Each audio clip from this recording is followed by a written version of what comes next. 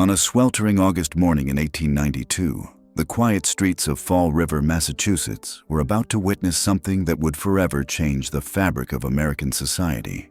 Behind the locked doors of 92 2nd Street, two brutal murders were unfolding that would divide an entire community and capture the nation's attention for decades to come. Andrew Borden, one of Fall River's wealthiest businessmen, lay butchered on his own sofa, his skull crushed by repeated blows from a hatchet. Upstairs, his wife Abby had met an even more violent end. Struck down with savage fury in the guest bedroom of their own home, the killer had vanished without a trace, leaving behind a scene so horrific that seasoned police officers would struggle to describe it. But here's what made this case truly extraordinary. The prime suspect wasn't some dangerous criminal or deranged stranger. It was Andrew's own daughter, 32-year-old Lizzie Borden, a respectable Sunday school teacher who had never so much as raised her voice in public. The very idea seemed impossible. Yet as investigators dug deeper into the Borden family's secrets, they discovered a web of resentment, greed, and long-simmering hatred that painted a very different picture of this seemingly proper Victorian household. This wasn't just another murder case. This was a story that would expose the dark underbelly of America's Gilded Age, challenging everything society believed about family, morality, and the capacity for evil that could lurk behind the most respectable facades. The Lizzie Borden trial would become the first true media sensation of the modern era, with newspapers across the country hanging on every word of testimony, every piece of evidence, every shocking revelation that emerged from the courtroom. What really happened in that house on 2nd Street? Was Lizzie Borden a cold-blooded killer who methodically planned and executed the murders of her own family members? Or was she an innocent victim of circumstance, wrongly accused by a justice system desperate to find someone to blame for these unspeakable crimes? The answers lie buried in the testimonies of witnesses who saw things they wished they could forget, in the contradictory statements of a woman fighting for her life, and in the physical evidence that investigators found scattered throughout that house of horrors. But more than that, they lie in understanding the poisonous atmosphere that had been building within the Borden household for years, creating the perfect storm for tragedy. To understand what happened on that August morning, we need to go back to the beginning and examine the family that lived behind those respectable walls. Because what the residents of Fall River thought they knew about the Bordens was about to be shattered forever. Andrew Borden was not your typical wealthy patriarch. Despite having amassed a fortune worth over $500,000 through his various business ventures in real estate, banking, and textile manufacturing, he lived like a man perpetually on the edge of poverty. While his neighbors enjoyed the modern conveniences of the 1890s, Andrew refused to install electricity, indoor plumbing, or even gas lighting in his home. His daughters were mortified by his penny-pinching ways, embarrassed to bring friends to a house that looked more like a boarding house than the mansion of one of the city's richest men. This wasn't mere frugality. This was something deeper, something that spoke to Andrew's fundamental character. He was a man who trusted no one, suspected everyone, and believed that showing wealth was an invitation for others to try to take it from him. He kept his business dealings secret, even from his own family, and was known throughout Fall River as someone who would foreclose on a widow's mortgage without blinking an eye if it meant protecting his investments. But it was Andrew's relationship with his daughters that truly revealed the dysfunction at the heart of the Borden household. Lizzie and her older sister Emma, both unmarried women in their 30s, lived under their father's roof like prisoners in a gilded cage. Despite their ages, they had no real independence, no access to their father's wealth, and no say in the decisions that affected their daily lives. They were expected to maintain the appearance of a happy family while seething with resentment over their treatment. The situation became even more complicated when Andrew remarried in 1865, bringing Abby Durfee Gray into the household as the new Mrs. Borden.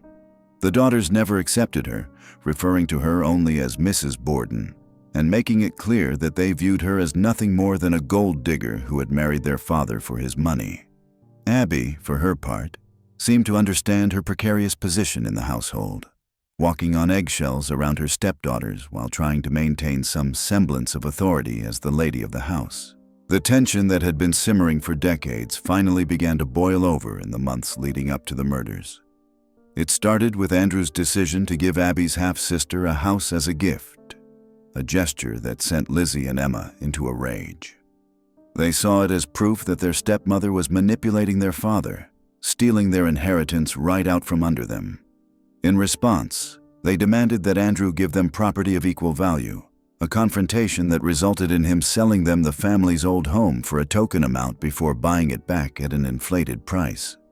But the real breaking point came in May of 1892, when Andrew did something that would haunt Lizzie for the rest of the summer. He took a hatchet to the barn behind their house and systematically killed all of the pigeons that Lizzie had been caring for. She had built roosts for them, fed them daily, and considered them her pets. Andrew's explanation was that neighborhood boys had been breaking into the barn to hunt the birds, so he was eliminating the problem at its source. To understand the impact of this act, you have to understand what those pigeons represented to Lizzie. In a household where she had no real control over anything, where her father made every decision and her stepmother received all the consideration, those birds were the one thing that was truly hers. When Andrew destroyed them with brutal efficiency, he wasn't just killing pigeons. He was sending a message about who held the power in that house and how little her feelings mattered to him. The weeks that followed were marked by increasingly strange incidents. Someone burglarized the Borden home, stealing jewelry and cash from the master bedroom, but Andrew forbade his daughters from discussing it with anyone. Was he protecting the real thief? Did he suspect one of his own daughters? The family began experiencing mysterious illnesses, with Abby becoming convinced that someone was poisoning their food. The atmosphere in the house became so toxic that both daughters fled to New Bedford for an extended vacation, with Lizzie choosing to stay at a boarding house even after returning to Fall River. By August of 1892, the Borden household was a powder keg waiting for a spark. The family barely spoke to each other. Meals were eaten in silence, and the tension was so thick that even the hired help noticed it. Bridget Sullivan, the family's Irish maid, whom they called Maggie, would later testify that she had never seen a family so divided, so full of barely contained rage and resentment. The night before the murders, Lizzie visited her friend Alice Russell and spent 2 hours expressing fears that something terrible was going to happen to her family. She spoke of enemies watching the house, of poisoned food, of a sense of impending doom that she couldn't shake. Alice would later wonder if this was the confession of someone planning murder, or the genuine fears of someone who sensed danger approaching. What Alice couldn't have known was that John Morse, Andrew's brother-in-law, had arrived that evening to stay with the family. His presence added another layer of complexity to an already volatile situation. Some would later speculate that Morse's visit was connected to the murders, but he had a letter from Andrew summoning him to Fall River, and his movements that morning would provide him with an unshakable alibi. As the sun rose on August 4th, 1892, the stage was set for a tragedy that would shock the nation. The Borden family gathered for what would be their last breakfast together, unaware that within hours, 2 of them would be dead, and another would be fighting for her life against accusations of murder. But to understand what happened next, we need to examine not just the events of that morning, but the careful choreography of lies, alibis, and contradictions that would emerge in the aftermath. Because the truth about the Borden murders lies not just in what happened, but in what each person claimed happened, and how those stories changed as the investigation progressed. The morning of August 4th began like any other in the Borden household, with the family gathering for breakfast at 7 a.m. But beneath the routine of daily life, something was already wrong. Bridget Sullivan woke up with a severe headache and nausea, symptoms that would plague her throughout the morning. Was this the result of the mysterious poisoning that had been affecting the family? Or was it simply the beginning of what would become the most traumatic day of her life? Andrew Borden followed his usual routine, walking his brother-in-law John Morse to the door at 8:45 a.m. and carefully locking the screen door behind him. This detail would later become crucial. because it meant that anyone entering or leaving the house after that time would need someone inside to unlock the door for them. Andrew then left for his daily walk around town, checking on his various business properties and investments, leaving behind a house that contained 4 people: his wife Abby, his daughter Lizzie, and their maid Bridget. What happened in the next 2.5 hours would become the subject of intense scrutiny, conflicting testimonies, and endless speculation. According to the timeline that would later be established, Abby Borden was murdered sometime between 9:30 and 10:30 a.m. while she was in the guest bedroom making the bed and straightening up the room. The killer struck her from behind with a hatchet, the first blow sending her crashing face first to the floor, followed by 17 more savage strikes to the back of her skull. The brutality of the attack was shocking even to experienced investigators. This wasn't the work of someone trying to quietly eliminate a witness or steal valuables. This was personal, filled with rage and hatred that went far beyond what would be necessary to simply kill someone. The killer had continued striking long after Abby was dead, turning her skull into an unrecognizable mass of blood and bone. But here's what made the crime even more disturbing. During the time when Abby was being murdered, Lizzie claimed to be moving freely throughout the house, going upstairs to her room, coming back down to iron handkerchiefs in the dining room, and generally going about her normal morning routine. How could someone commit such a violent murder in a small house without making enough noise to alert other occupants? How could Abby Borden be struck 18 times with a hatchet without screaming, without the sound of her body hitting the floor, without any indication that something terrible was happening just one room away? The answer, according to investigators, lay in the relationship between victim and killer. Abby Borden was facing her attacker when the first blow fell, suggesting that she knew and trusted the person who killed her.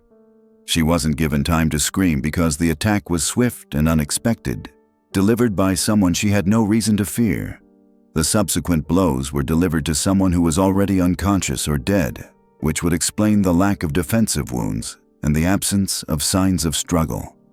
While Abby's body lay cooling in the guest bedroom, life continued normally in the rest of the house. Bridget Sullivan worked on washing the first-floor windows, moving between the inside and outside of the house as she completed her tasks. Lizzie continued with her domestic activities, at one point even helping Bridget with advice about a clothing sale happening in town. If Lizzie was the killer, she was displaying a level of composure that was almost inhuman, calmly going about her routine while her stepmother's corpse lay upstairs. At 10:30 a.m., Andrew Borden returned from his walk and found the front door locked with all 3 locks, an unusual security measure for a morning when people were expected to be coming and going. He knocked on the door, and Bridget struggled to unlock it, cursing in frustration as she worked with the stubborn mechanisms. At that moment, she heard something that would become one of the most debated pieces of evidence in the entire case: the sound of Lizzie laughing from the top of the front stairs. This placed Lizzie directly above the guest room where Abby's body lay hidden. Was she laughing at Bridget's struggles with the door, as she later claimed? Or was there something more sinister behind that laughter? The satisfaction of someone who had just committed the perfect crime and was watching the next phase of her plan unfold. When Andrew entered the house, he asked about Abby's whereabouts. Lizzie told him that her stepmother had received a note from someone who was ill and had left the house to help them. This was a lie that Lizzie would repeat throughout the day, a fabrication that served a crucial purpose in her timeline. By claiming that Abby was out of the house, she was preventing Andrew from going upstairs and discovering the body before she was ready for him to be found. Andrew, tired from his walk and trusting his daughter's explanation, settled down on the sofa in the sitting room for a nap. Lizzie helped him get comfortable, removing his boots and bringing him a pillow. But according to crime scene photographs, Andrew was found still wearing his boots, a contradiction that investigators would seize upon as evidence that Lizzie's story was fabricated. What happened next depends entirely on whose version of events you believe. According to Lizzie, she decided to go to the barn to look for lead sinkers for a fishing trip, spending somewhere between 20 and 30 minutes searching through the dusty building while eating pears she had picked from the yard. It was a story that seemed almost deliberately mundane, the kind of ordinary activity that would provide an innocent explanation for her absence during the crucial time frame. But investigators would later question every aspect of this alibi. The barn showed no evidence of recent activity, with undisturbed dust that should have shown footprints if someone had been walking around inside. The pears Lizzie claimed to eat were never found, and her explanations for what she was looking for in the barn kept changing. Most damning of all, the timeline didn't make sense. If she had really spent 30 minutes in the barn, she would have been there when her father returned home and would have seen or heard the commotion at the front door. The truth, investigators believed, was far simpler and more sinister. Lizzie had used the story of going to the barn to cover for the time she spent murdering her father. While Bridget was upstairs resting and the house was quiet, she had taken the same hatchet that killed Abby and turned it on Andrew as he slept helplessly on the sofa. Andrew Borden's murder was different from his wife's in several crucial ways. He received only 10 or 11 blows compared to Abby's 18, and the attack seemed more focused and efficient. One strike removed his left eyeball completely, while others crushed his skull and destroyed his facial features beyond recognition. But there was less of the frenzied overkill that characterized Abby's murder, suggesting either that the killer had learned from the first attack or that Andrew's death was more of a necessity than a crime of passion. At approximately 11:10 a.m., Lizzie's voice rang through the house with words that would echo through history. "Maggie, come quick! Father is dead!" Bridget Sullivan rushed downstairs to find Lizzie standing by the open side door, pale and shaken but remarkably composed for someone who had just discovered her father's mutilated corpse. What followed was a carefully orchestrated performance that investigators would later recognize as the behavior of someone who had been preparing for this moment. Lizzie sent Bridget to fetch the family doctor, then dispatched her to bring back Alice Russell, ensuring that she was never alone in the house with the evidence of her crimes. She positioned herself at the open door, creating the impression of someone too frightened to stay inside, but too loyal to abandon her father's body. When neighbors and police officers began arriving, they found a woman who seemed to be in shock, but whose responses to their questions were strangely inconsistent. Her story about when and how she discovered the body kept changing in small but significant ways. Her explanation for her stepmother's absence, the mysterious note that no one could verify, became more elaborate with each telling. Most troubling of all, she showed no emotion when Abby's body was discovered upstairs, greeting the news with the cold observation that Mrs. The physical evidence at the scene told its own story. Despite the horrific nature of the crimes, despite the massive amounts of blood that had been spilled, Lizzie Borden didn't have a single drop of blood on her clothing, her hands, or her hair. For someone who had allegedly just discovered her father's body and had been moving around the house all morning, this absence of blood evidence was remarkable. Either she was telling the truth about not being present during the murders, or she was extraordinarily careful about avoiding contamination from the crime scenes. But the most damning evidence would emerge in the days following the murders, as investigators began to piece together not just what happened, but what Lizzie did in the aftermath. Her behavior during the investigation, her changing stories, and most significantly, her actions when she learned she was a suspect, would provide the strongest case against her that prosecutors would present at trial. The truth about what happened in the Borden house on August 4, 1892, lies buried beneath layers of lies, contradictions, and carefully constructed alibis. The morning after the Borden murders, as news of the gruesome discovery spread through Fall River like wildfire, the small Massachusetts town found itself thrust into the harsh glare of national attention. What had begun as a local tragedy would soon transform into one of the most sensational criminal cases in American history, a macabre spectacle that would captivate the nation and divide public opinion for generations to come. The bodies of Andrew and Abby Borden lay in their home on 2nd Street, their heads savagely mutilated by what authorities determined to be a hatchet or similar bladed weapon. The brutality of the attacks was almost incomprehensible to the Victorian sensibilities of the era. Andrew Borden, the wealthy but miserly businessman, had received 11 devastating blows to his face and head while resting on the sitting room sofa. His wife Abby had suffered an even more vicious assault, struck 19 times with such force that her skull was nearly cleaved in two. But it wasn't just the savage nature of the killings that would captivate America's imagination. It was the shocking possibility that the perpetrator might be someone from within the very heart of this respectable New England family. As investigators began piecing together the events of that fateful August morning, all roads seemed to lead to one increasingly unlikely suspect: Lizzie Andrew Borden, the 32-year-old unmarried daughter who had discovered her father's mutilated corpse. The evidence against Lizzie was circumstantial, yet deeply troubling. Her alibis were inconsistent and ever-changing. She claimed to have been in the barn behind the house searching for fishing sinkers when her father was murdered. Yet the officer who examined the barn found no footprints in the dust to corroborate her story. When questioned about her whereabouts during the estimated time of Abby's murder, Lizzie's responses were vague and contradictory, shifting between claims of being upstairs ironing handkerchiefs and being on the main floor of the house. Most damning of all was Lizzie's behavior in the immediate aftermath of the murders.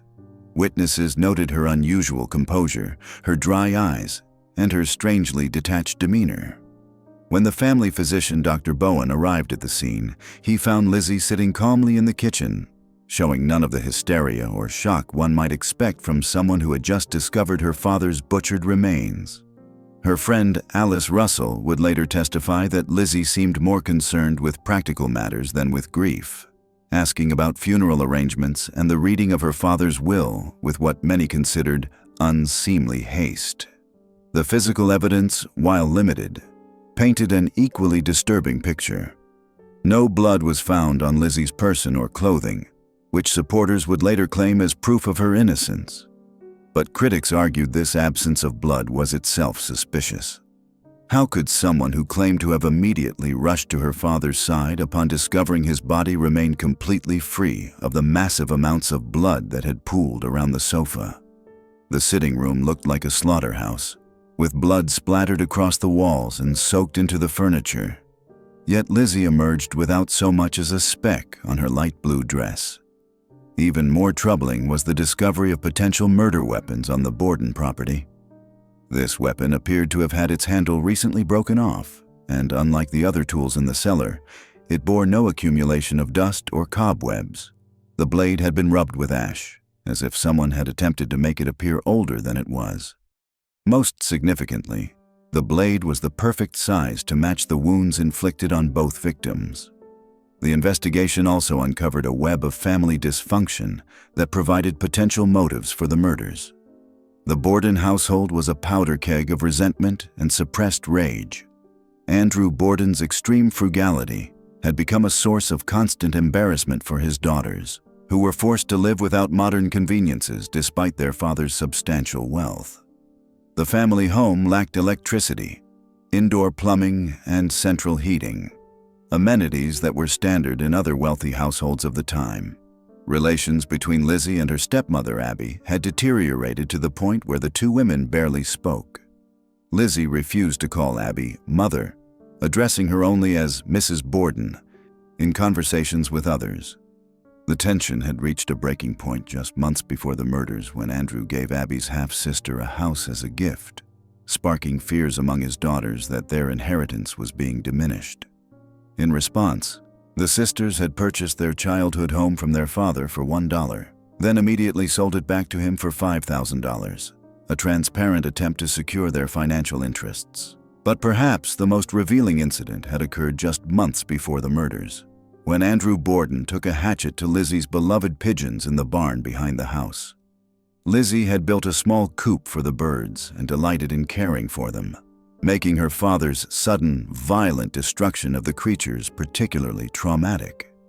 Witnesses would later recall Lizzie's distress over the incident, and some speculated that this act of casual cruelty might have been the final straw that pushed her over the edge.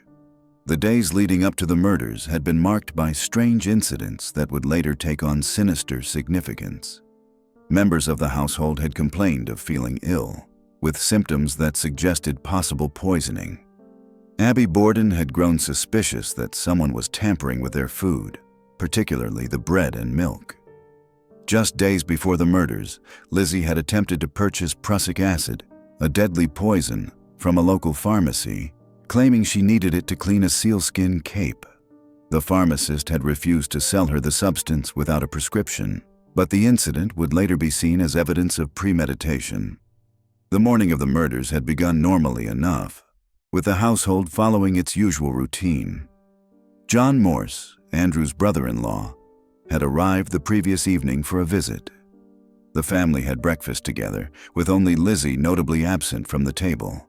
After the meal, Morse departed to visit relatives in town, providing him with an ironclad alibi for the time of the murders.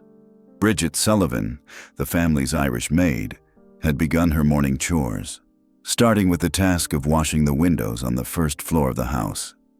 This would prove to be a crucial detail, as it meant that for significant periods during the morning, Bridget was either outside the house or focused on her work, potentially providing the killer with the opportunity to strike undetected. The timeline of the murders, as reconstructed by investigators, painted a chilling picture of calculated violence. Abby Borden was killed first, sometime between 9:30 and 10:30 in the morning, while she was making the bed in the guest room on the second floor. The killer had approached her from behind, striking her on the side of the head with such force that she fell face down onto the floor.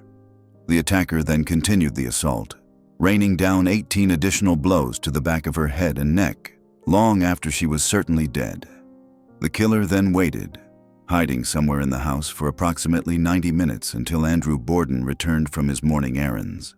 This period of waiting was perhaps the most damning evidence against Lizzie, as it suggested intimate knowledge of the household routine and the patience to remain concealed until the second victim arrived.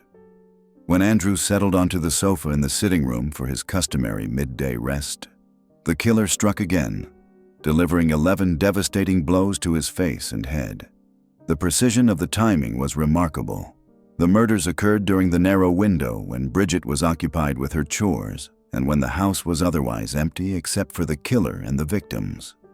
This level of planning and intimate knowledge of the household schedule pointed strongly towards someone within the family rather than a random intruder. When Lizzie discovered her father's body and called for help, her behavior struck many observers as odd. Her cries for assistance seemed more theatrical than genuine, and her subsequent actions appeared calculated rather than spontaneous. She sent Bridget to fetch the doctor and her friend Alice Russell, but notably remained in the house alone with her father's corpse, positioning herself strategically by the door where she could control who entered and monitor their reactions. The arrival of the police marked the beginning of what would become a media circus. Officers noted Lizzie's unusual composure and her sometimes contradictory statements about the morning's events. When asked about her stepmother's whereabouts, Lizzie repeated the story about Abby receiving a note calling her away to tend to a sick friend. This note was never found, and no one ever came forward to claim authorship of it, making it appear to be a fabrication designed to explain Abby's absence and delay the discovery of her body. The discovery of Abby's corpse upstairs sent shockwaves through the gathering crowd. The brutal nature of both murders, combined with the apparent absence of any motive for a stranger to commit such acts, focused suspicion increasingly on the surviving family members. With Emma Borden away visiting friends and John Morse's alibi established, attention naturally turned to Lizzie as the only person who had been present in the house during both murders. The investigation that followed would reveal a complex web of physical evidence, psychological profiles, and social prejudices that would ultimately shape the course of American criminal justice. The case would challenge Victorian assumptions about female capability for violence, while simultaneously reinforcing gender stereotypes about women's inherent gentleness and moral superiority. As news of the murders spread beyond Fall River, newspapers across the country seized upon the story with unprecedented enthusiasm. The combination of wealth, family dysfunction, and the shocking possibility of matricide and patricide committed by a respectable spinster proved irresistible to editors and readers alike. The story had all the elements of a perfect Victorian melodrama, a wealthy but dysfunctional family, dark secrets hidden behind respectable facades, and the tantalizing question of whether a genteel lady could be capable of such savage brutality. The media coverage would prove to be a double-edged sword for Lizzie Borden. While some newspapers portrayed her as a victim of circumstance, unfairly suspected due to her unfortunate proximity to the crimes, others painted her as a calculating killer who had murdered her parents in cold blood for financial gain. The sensational coverage would make it virtually impossible for her to receive a fair trial, as potential jurors across New England had already been exposed to months of speculation and innuendo about her guilt or innocence. The Borden murders had struck at the very heart of American society's most cherished beliefs about family, femininity, and social order. The idea that a daughter could murder her parents challenged fundamental assumptions about natural bonds and moral constraints. If Lizzie Borden could be capable of such acts, what did that say about the safety and sanctity of the American home? The case would force the nation to confront uncomfortable truths about the potential for violence that lurked beneath the surface of even the most respectable families. As the investigation continued and evidence mounted, the stage was set for what would become known as the trial of the century. The prosecution would argue that Lizzie Borden was a cold-blooded killer who had carefully planned and executed the murders of her father and stepmother. The defense would counter that she was an innocent woman, the victim of circumstantial evidence and social prejudice against unmarried women who failed to conform to Victorian ideals of feminine behavior. The truth, as it often does in cases of this magnitude, would prove to be far more complex and elusive than either side was willing to admit.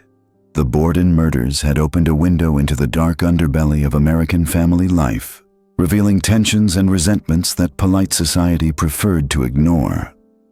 Whether Lizzie Borden was guilty or innocent, her case would forever change how Americans viewed the potential for violence within their own homes and communities. The investigation had revealed a family torn apart by money, resentment, and years of accumulated grievances. The murders had been brutal and personal, suggesting a killer driven by rage rather than mere criminal opportunism. The careful timing and intimate knowledge of household routines pointed to someone within the family circle, while the savage nature of the attacks suggested deep-seated emotional motivations that went far beyond simple financial gain. As Fall River struggled to come to terms with the horror that had unfolded in its midst, the rest of America watched with fascination and dread. The Borden case had become a mirror in which the nation could examine its own fears and prejudices about family, violence, and the capacity for evil that might lurk within even the most respectable households. The investigation into the Borden murders revealed a family dynamic far more complex and disturbing than Fall River's polite society could have imagined. As detectives combed through the blood-soaked crime scene and began interviewing witnesses, they uncovered layer upon layer of secrets that the Borden household had desperately tried to conceal. Detective Michael Flanagan, the lead investigator assigned to the case, had worked dozens of murder scenes throughout his career in Massachusetts law enforcement. But nothing had prepared him for what he discovered at 92 2nd Street. The sheer brutality of the attacks suggested something far more personal than a random killing, and the methodical nature of the wounds indicated someone with both opportunity and intimate knowledge of the victim's routines. What struck Flanagan immediately was the stark contrast between the family's public image and the reality he encountered during his investigation. Andrew Borden, while respected in the community as a successful businessman, was described by neighbors and acquaintances as increasingly paranoid and controlling in his final months. Several witnesses reported seeing him checking and double-checking the locks on his doors, installing additional security measures, and speaking in hushed tones about enemies who might wish him harm. The relationship between Lizzie and her stepmother Abby had deteriorated to the point where they barely acknowledged each other's existence within the confines of their own home. Bridget Sullivan, the family's Irish maid, provided investigators with a detailed account of the household's daily tensions. She described meals eaten in complete silence, with family members requesting items through her rather than speaking directly to one another. The atmosphere, she testified, was suffocating and filled with barely contained hostility. But it was Lizzie's behavior in the days immediately following the murders that raised the most significant red flags for investigators. While grief affects individuals differently, her responses to questioning seemed calculated rather than spontaneous. When asked about her whereabouts during the time of the murders, her story shifted multiple times, with crucial details changing each time she recounted the events. Detective Flanagan noted in his official report that Lizzie's demeanor during questioning was unnaturally composed for someone who had just discovered her father's mutilated body. She showed no signs of the shock or trauma that typically accompanies such discoveries. Instead, she appeared focused on controlling the narrative, carefully choosing her words and frequently asking investigators to repeat questions, as if buying time to formulate her responses. The physical evidence, while not conclusive, painted a disturbing picture of premeditation. The murder weapon, believed to be a hatchet found in the basement with its handle mysteriously broken off, showed signs of recent cleaning despite being covered with dust to appear aged. The positioning of the weapon suggested someone familiar with the house's layout had hidden it there, knowing exactly where investigators would search. Perhaps most damning was the timeline of events that emerged from witness testimony. The murders occurred during a narrow window when Bridget Sullivan was outside washing windows and other household members were away. This timing required intimate knowledge of the family's daily routines, something only a household member would possess. An outsider would have had to observe the family for weeks to understand their patterns so precisely. The financial motive became increasingly clear as investigators delved deeper into the Borden family's affairs.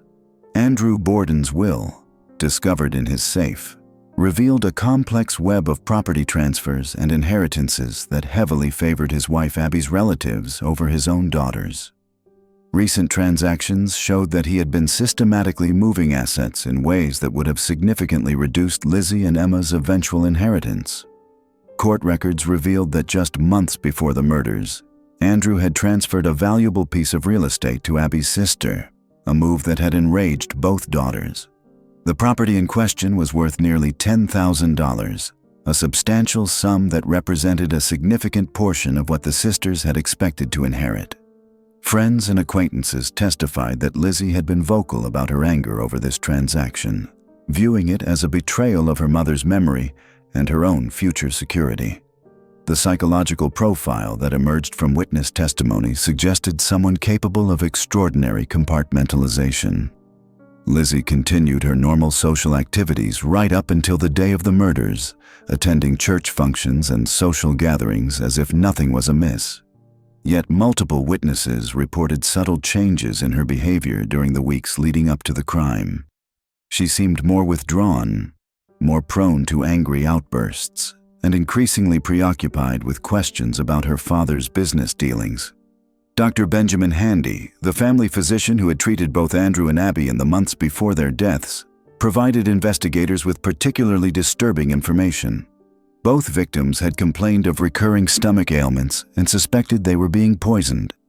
Dr. Handy had initially dismissed these concerns as paranoia, but the timing of these complaints, coinciding with the deteriorating family relationships, took on new significance in light of the murders. The attempted purchase of prussic acid from a local drugstore just days before the murders provided another crucial piece of evidence. While the pharmacist had refused to sell the deadly poison to Lizzie without a prescription, the very attempt suggested premeditation and a willingness to use lethal means to solve her problems. When questioned about this incident, Lizzie claimed she had wanted the poison to clean a sealskin cape, an explanation that toxicology experts found implausible and unnecessary. Forensic analysis of the crime scene revealed details that supported the theory of an inside job. The blood spatter patterns indicated that the killer had positioned themselves carefully to minimize contamination of their clothing. This level of calculation suggested someone with enough time and privacy to plan their approach methodically. The absence of defensive wounds on either victim indicated they had been attacked by someone they trusted, someone who could approach them without raising alarm. The investigation also uncovered Lizzie's history of what would today be recognized as antisocial behavior. shoplifting incidents that had been quietly resolved by her father's influence, acts of cruelty toward animals, and a pattern of lying about minor matters all painted a picture of someone with a disturbed moral compass. While none of these incidents alone would suggest capability for murder, together they formed a troubling pattern of escalating antisocial behavior. Neighbors reported strange occurrences around the Borden property in the weeks leading up to the murders. Unusual lights in the basement late at night, the sound of digging, and the strong smell of lye and other cleaning chemicals suggested someone was making preparations. These details, seemingly insignificant at the time, took on ominous meaning when viewed through the lens of premeditated murder. The destruction of evidence proved to be one of the most incriminating aspects of the case. Lizzie's burning of a dress just days after the murders, witnessed by her friend Alice Russell, suggested a consciousness of guilt that innocent grief could not explain. Her explanation that the dress was stained with paint and needed to be discarded seemed particularly convenient given the timing and the presence of police officers in the house.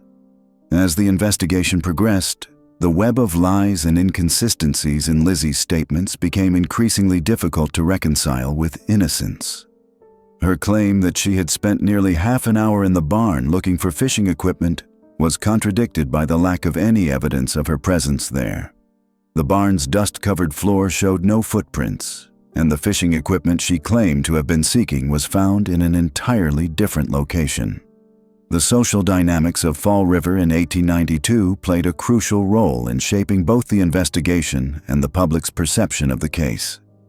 The idea that a respectable woman from a prominent family could commit such a heinous crime challenged fundamental assumptions about gender, class, and morality.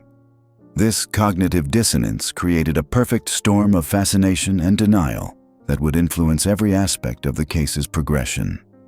Detective Flanagan's final report concluded that while the evidence was largely circumstantial, the combination of motive, opportunity, and suspicious behavior created a compelling case for Lizzie's guilt. However, he also acknowledged that the social prejudices of the era would make it extremely difficult to secure a conviction against a woman of Lizzie's social standing. His prediction would prove prophetic as the case moved toward trial, where the intersection of evidence, social expectations, and legal procedure would create one of the most controversial verdicts in American legal history.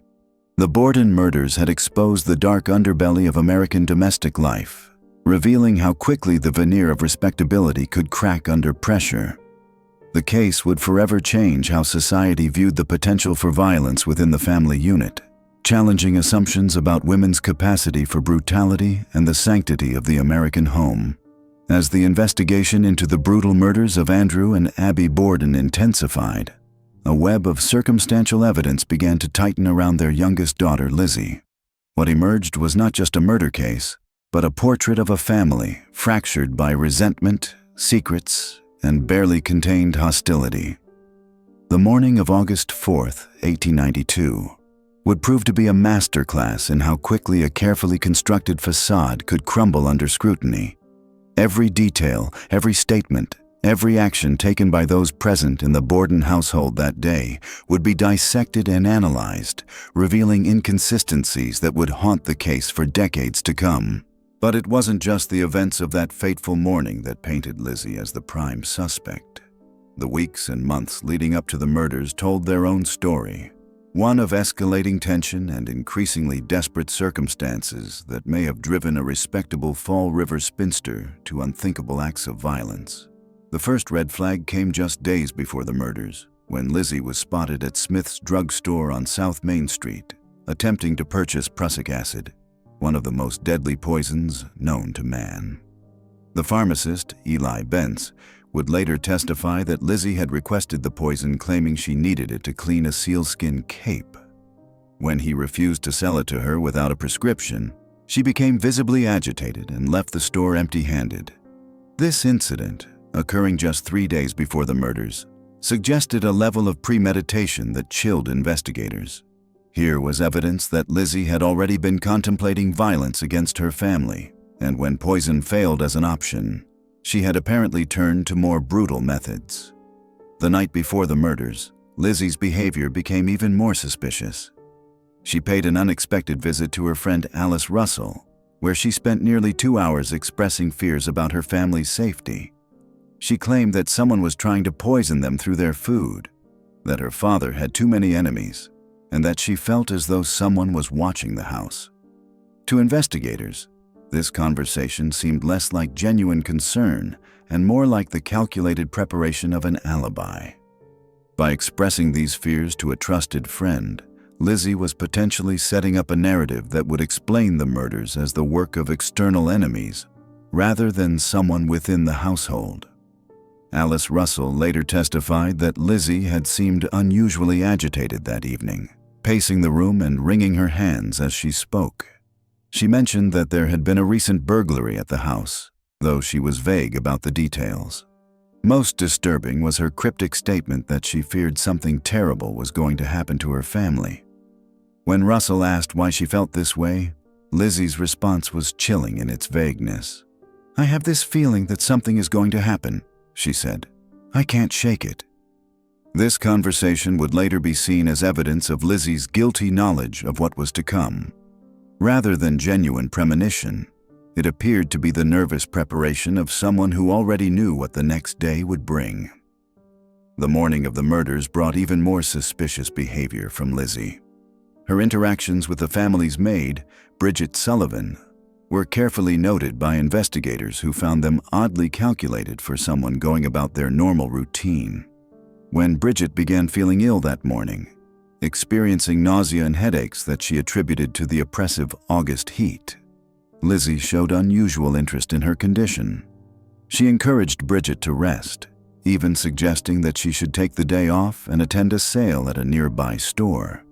This seeming kindness took on a more sinister cast when investigators realized that Lizzie appeared to be trying to get Bridget out of the house.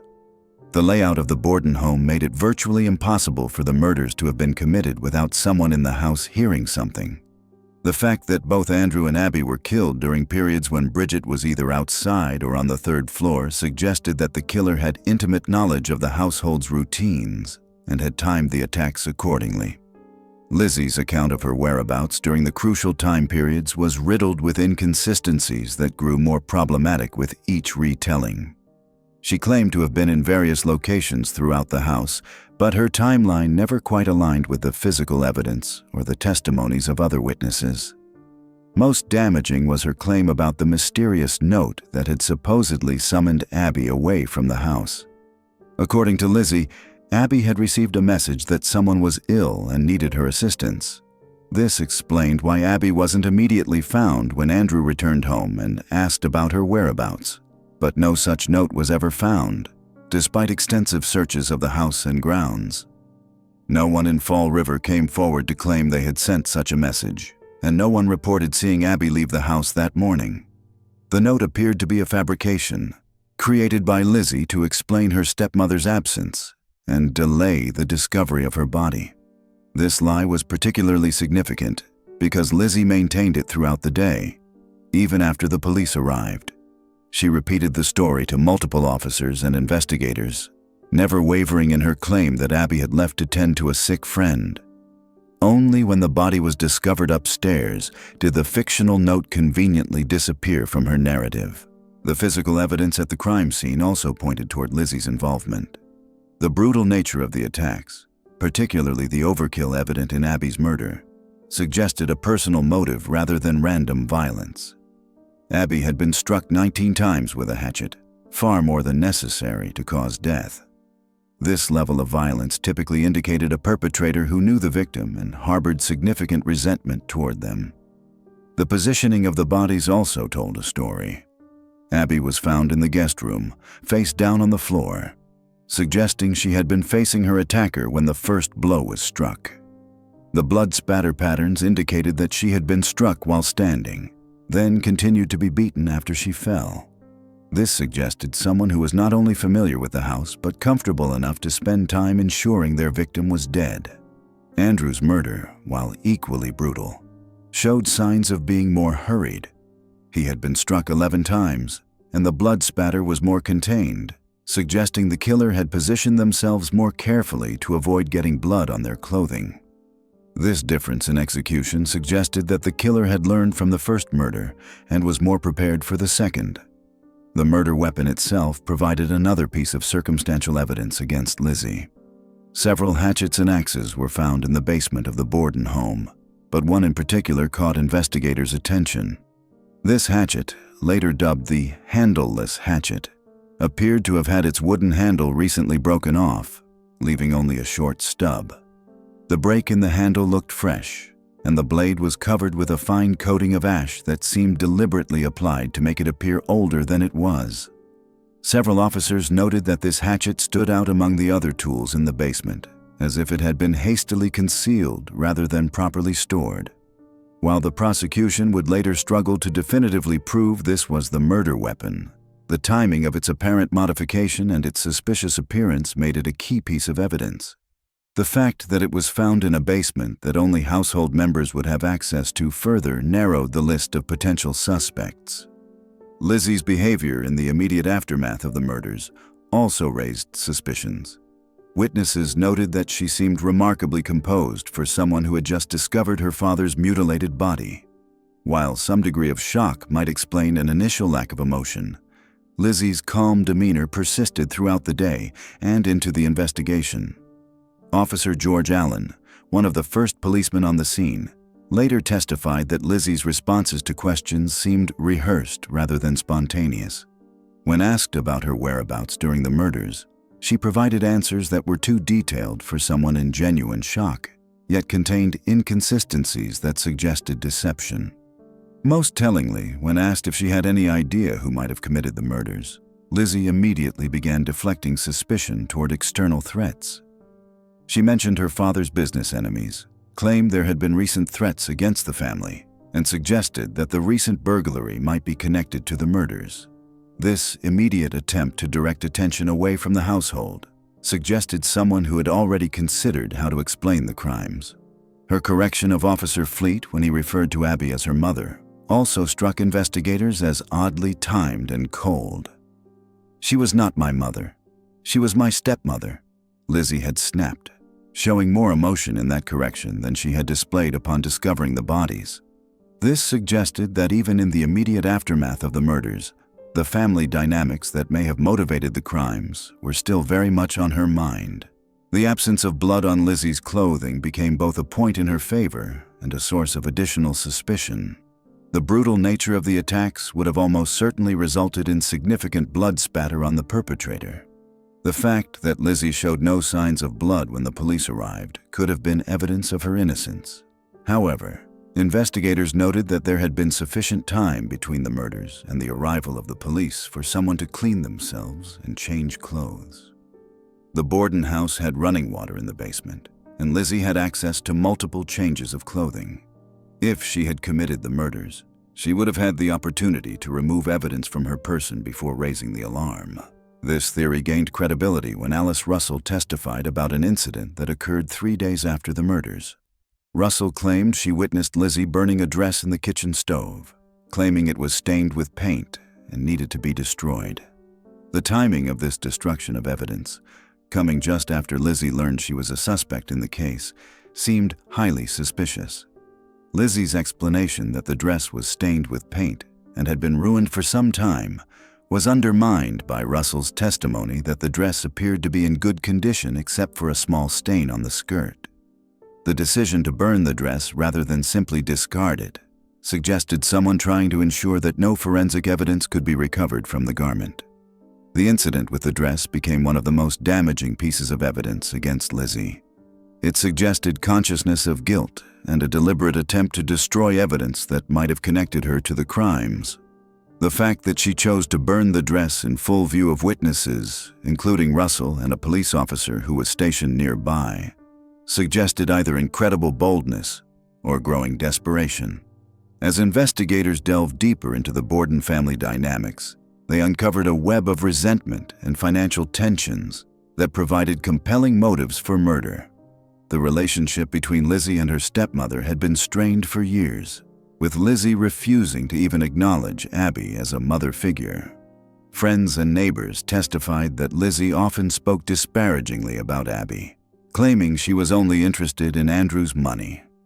The gift of property that Andrew had given to Abby's sister had particularly rankled Lizzie and Emma. They saw it as a betrayal of their interests and worried that their inheritance was being diminished to benefit Abby's family. The subsequent property transaction involving the sisters' childhood home suggested ongoing financial maneuvering within the family that may have reached a crisis point. Lizzie's unmarried status at age 32 also created additional pressures. In 1892, an unmarried woman of her age was considered a spinster, dependent on her family for financial support. If Andrew had continued to favor Abby's interests over those of his daughters, Lizzie may have seen her future security threatened. The timing of the murders, coming just after the property gift and during a period of increased family tension, suggested that these financial pressures had reached a boiling point. The brutal nature of the attacks, particularly on Abby, indicated a level of rage that went beyond simple greed to encompass years of accumulated resentment. Perhaps most damaging to Lizzie's case was the sheer improbability of the alternative explanations. The idea that a random intruder had entered the house, hidden for over an hour between murders, and escaped without being seen, stretched credibility to the breaking point. The locked doors, the lack of forced entry, and the absence of any theft all argued against an external perpetrator. The suggestion that another family member might have been responsible was equally problematic. Emma had been in Fairhaven visiting friends, with multiple witnesses to confirm her whereabouts. Uncle John Morse had been visiting relatives across town, again with verifiable alibis. Bridget Sullivan had been outside washing windows during Abby's murder and upstairs resting during Andrew's murder, with her activities corroborated by multiple witnesses. This process of elimination left Lizzie as the only person with both the opportunity and access necessary to commit both murders. Her presence in the house during both killings, combined with her suspicious behavior and the circumstantial evidence linking her to the crimes, created a compelling case for her guilt. The investigation also revealed that Lizzie had a history of behavior that suggested she was capable of deception and possibly violence. Her previous shoplifting incidents, while minor, indicated a willingness to break the law when it suited her purposes. Her ability to maintain the fiction about Abby's note throughout the day showed she was capable of sustained deception under pressure. More troubling were reports from family friends about Lizzie's temperament. Several witnesses would later testify that she had a volatile personality beneath her respectable exterior, capable of sudden outbursts of anger when crossed. These glimpses of a darker side to her personality suggested someone who might be capable of extreme violence under the right circumstances. As the investigation progressed, it became clear that the case against Lizzie Borden was built not on a single smoking gun, but on an accumulation of evidence that, taken together, painted a picture of guilt. The attempted poison purchase, the suspicious conversation with Alice Russell, the inconsistent alibis, the mysterious note, the burned dress, and the family financial tensions all contributed to a narrative of premeditated murder. The question facing investigators was whether this circumstantial evidence would be sufficient to secure a conviction. In 1892, the legal system was still grappling with how to handle cases that relied heavily on inference rather than direct evidence.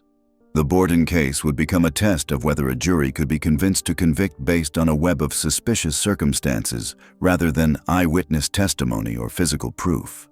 What made the case even more challenging was the defendant herself. Lizzie Borden was not the typical murder suspect.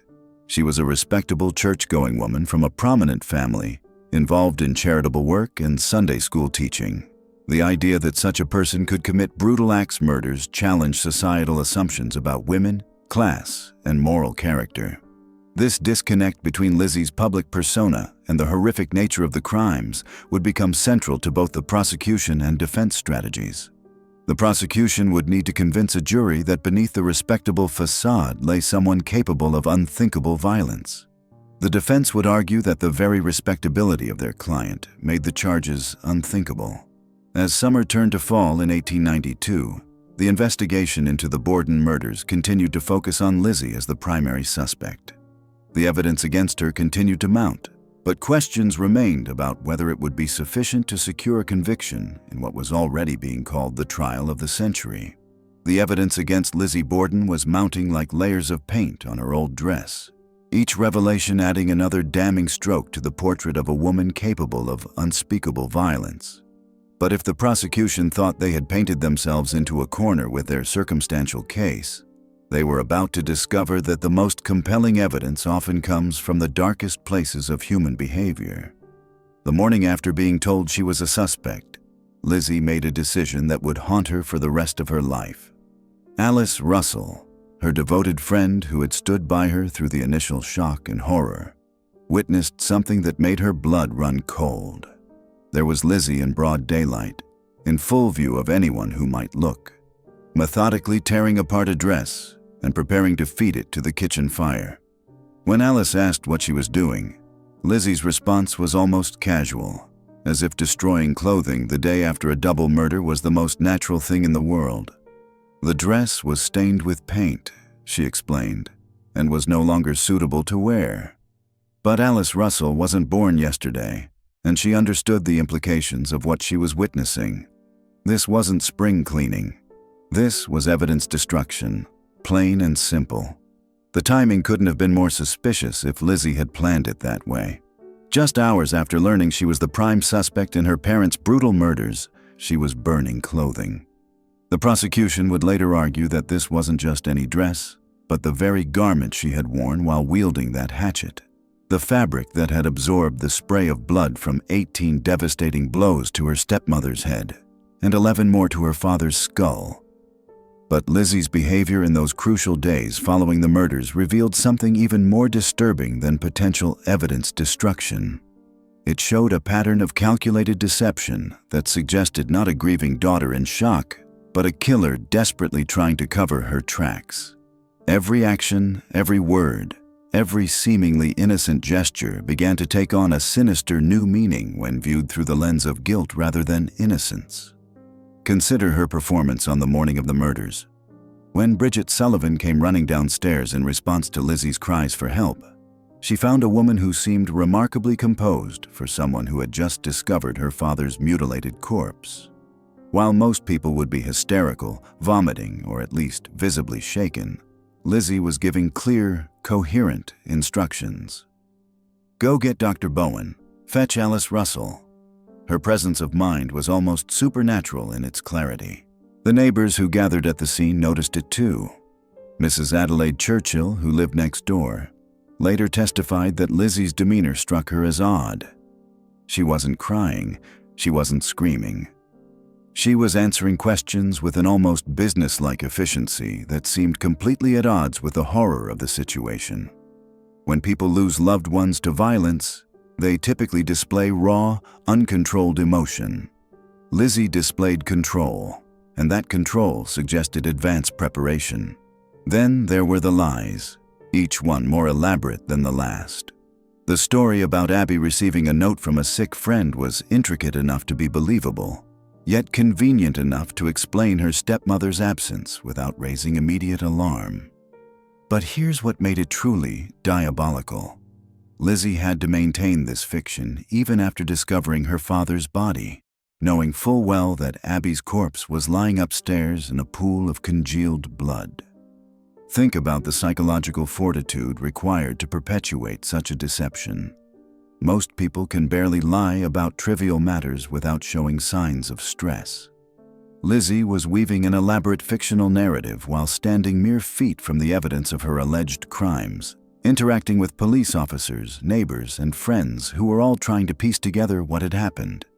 She had to remember which version of events she had told to whom, adjust her story based on new questions, and maintain emotional reactions appropriate to an innocent victim rather than a guilty perpetrator. The more investigators dug into Lizzie's movements and statements, the more contradictions they uncovered. Her timeline for the morning kept shifting. First, she said she was upstairs when her father came home. Then she said she was downstairs. She claimed to have spent 20 to 30 minutes in the barn, but couldn't adequately explain what she was doing there for such an extended period. She said she was eating pears, looking for fishing sinkers, searching for metal to repair a door.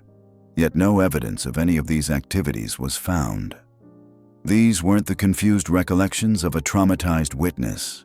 They were the constantly evolving fabrications of someone trying to construct an alibi that would account for the time when the murders were committed. Each new version was an attempt to address holes that investigators had poked in previous versions. But instead of creating a more believable story, the contradictions only made her appear more guilty. The physical evidence, while circumstantial, formed a web of guilt that was becoming harder and harder to escape. The handless hatchet found in the basement, with its freshly broken handle and suspicious coating of ash, seemed almost designed to implicate her. If Lizzie was innocent, she was the unluckiest woman in Massachusetts. If she was guilty, she was the most cold-blooded killer the state had ever seen.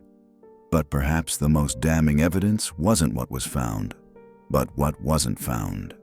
Despite the massive amount of blood that would have resulted from 39 hatchet blows to 2 victims, despite the close-quarters nature of the attacks, despite the spray patterns that would have covered everything within several feet of the bodies, Lizzie Borden didn't have a single drop of blood on her clothing, her hair, or her skin.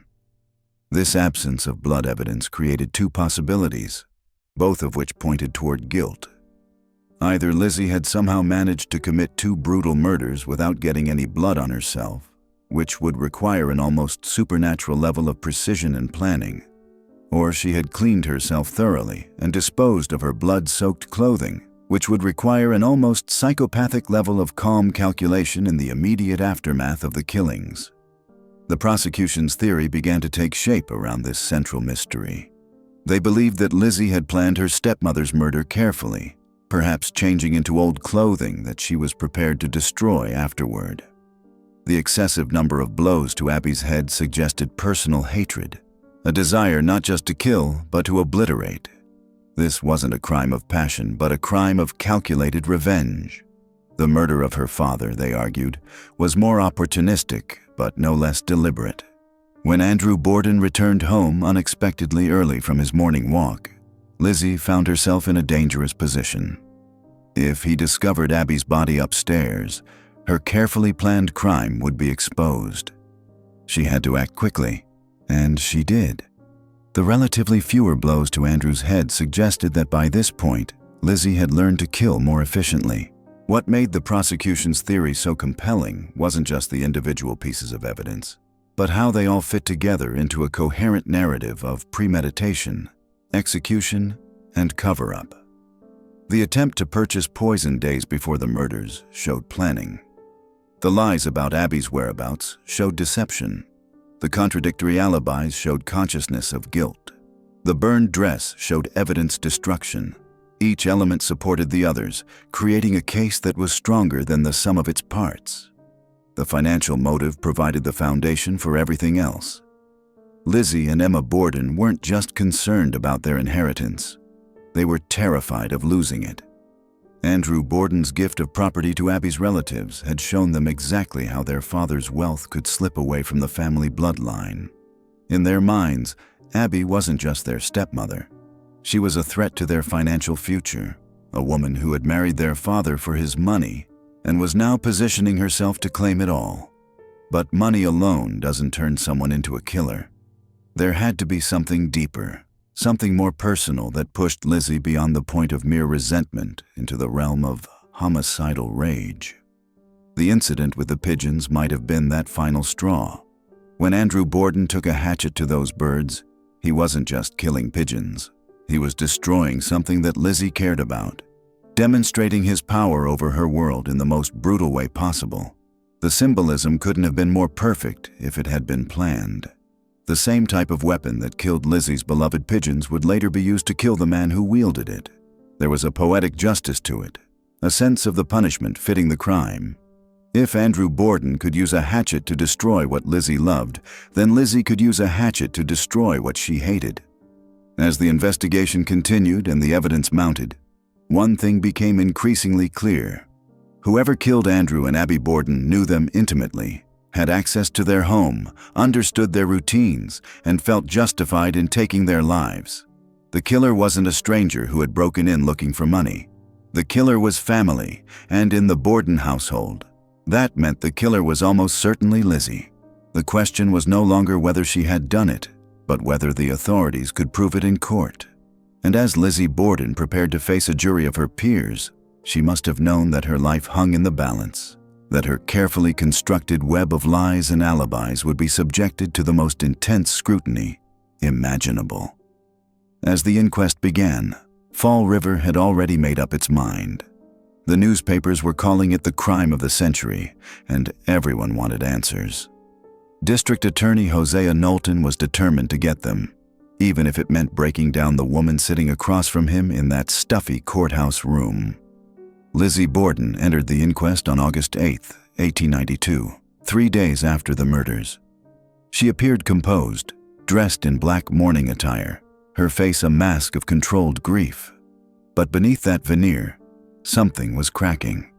Dr. Bowen had prescribed her morphine for her nerves, and the effects were beginning to show in ways that would haunt her for the rest of her life.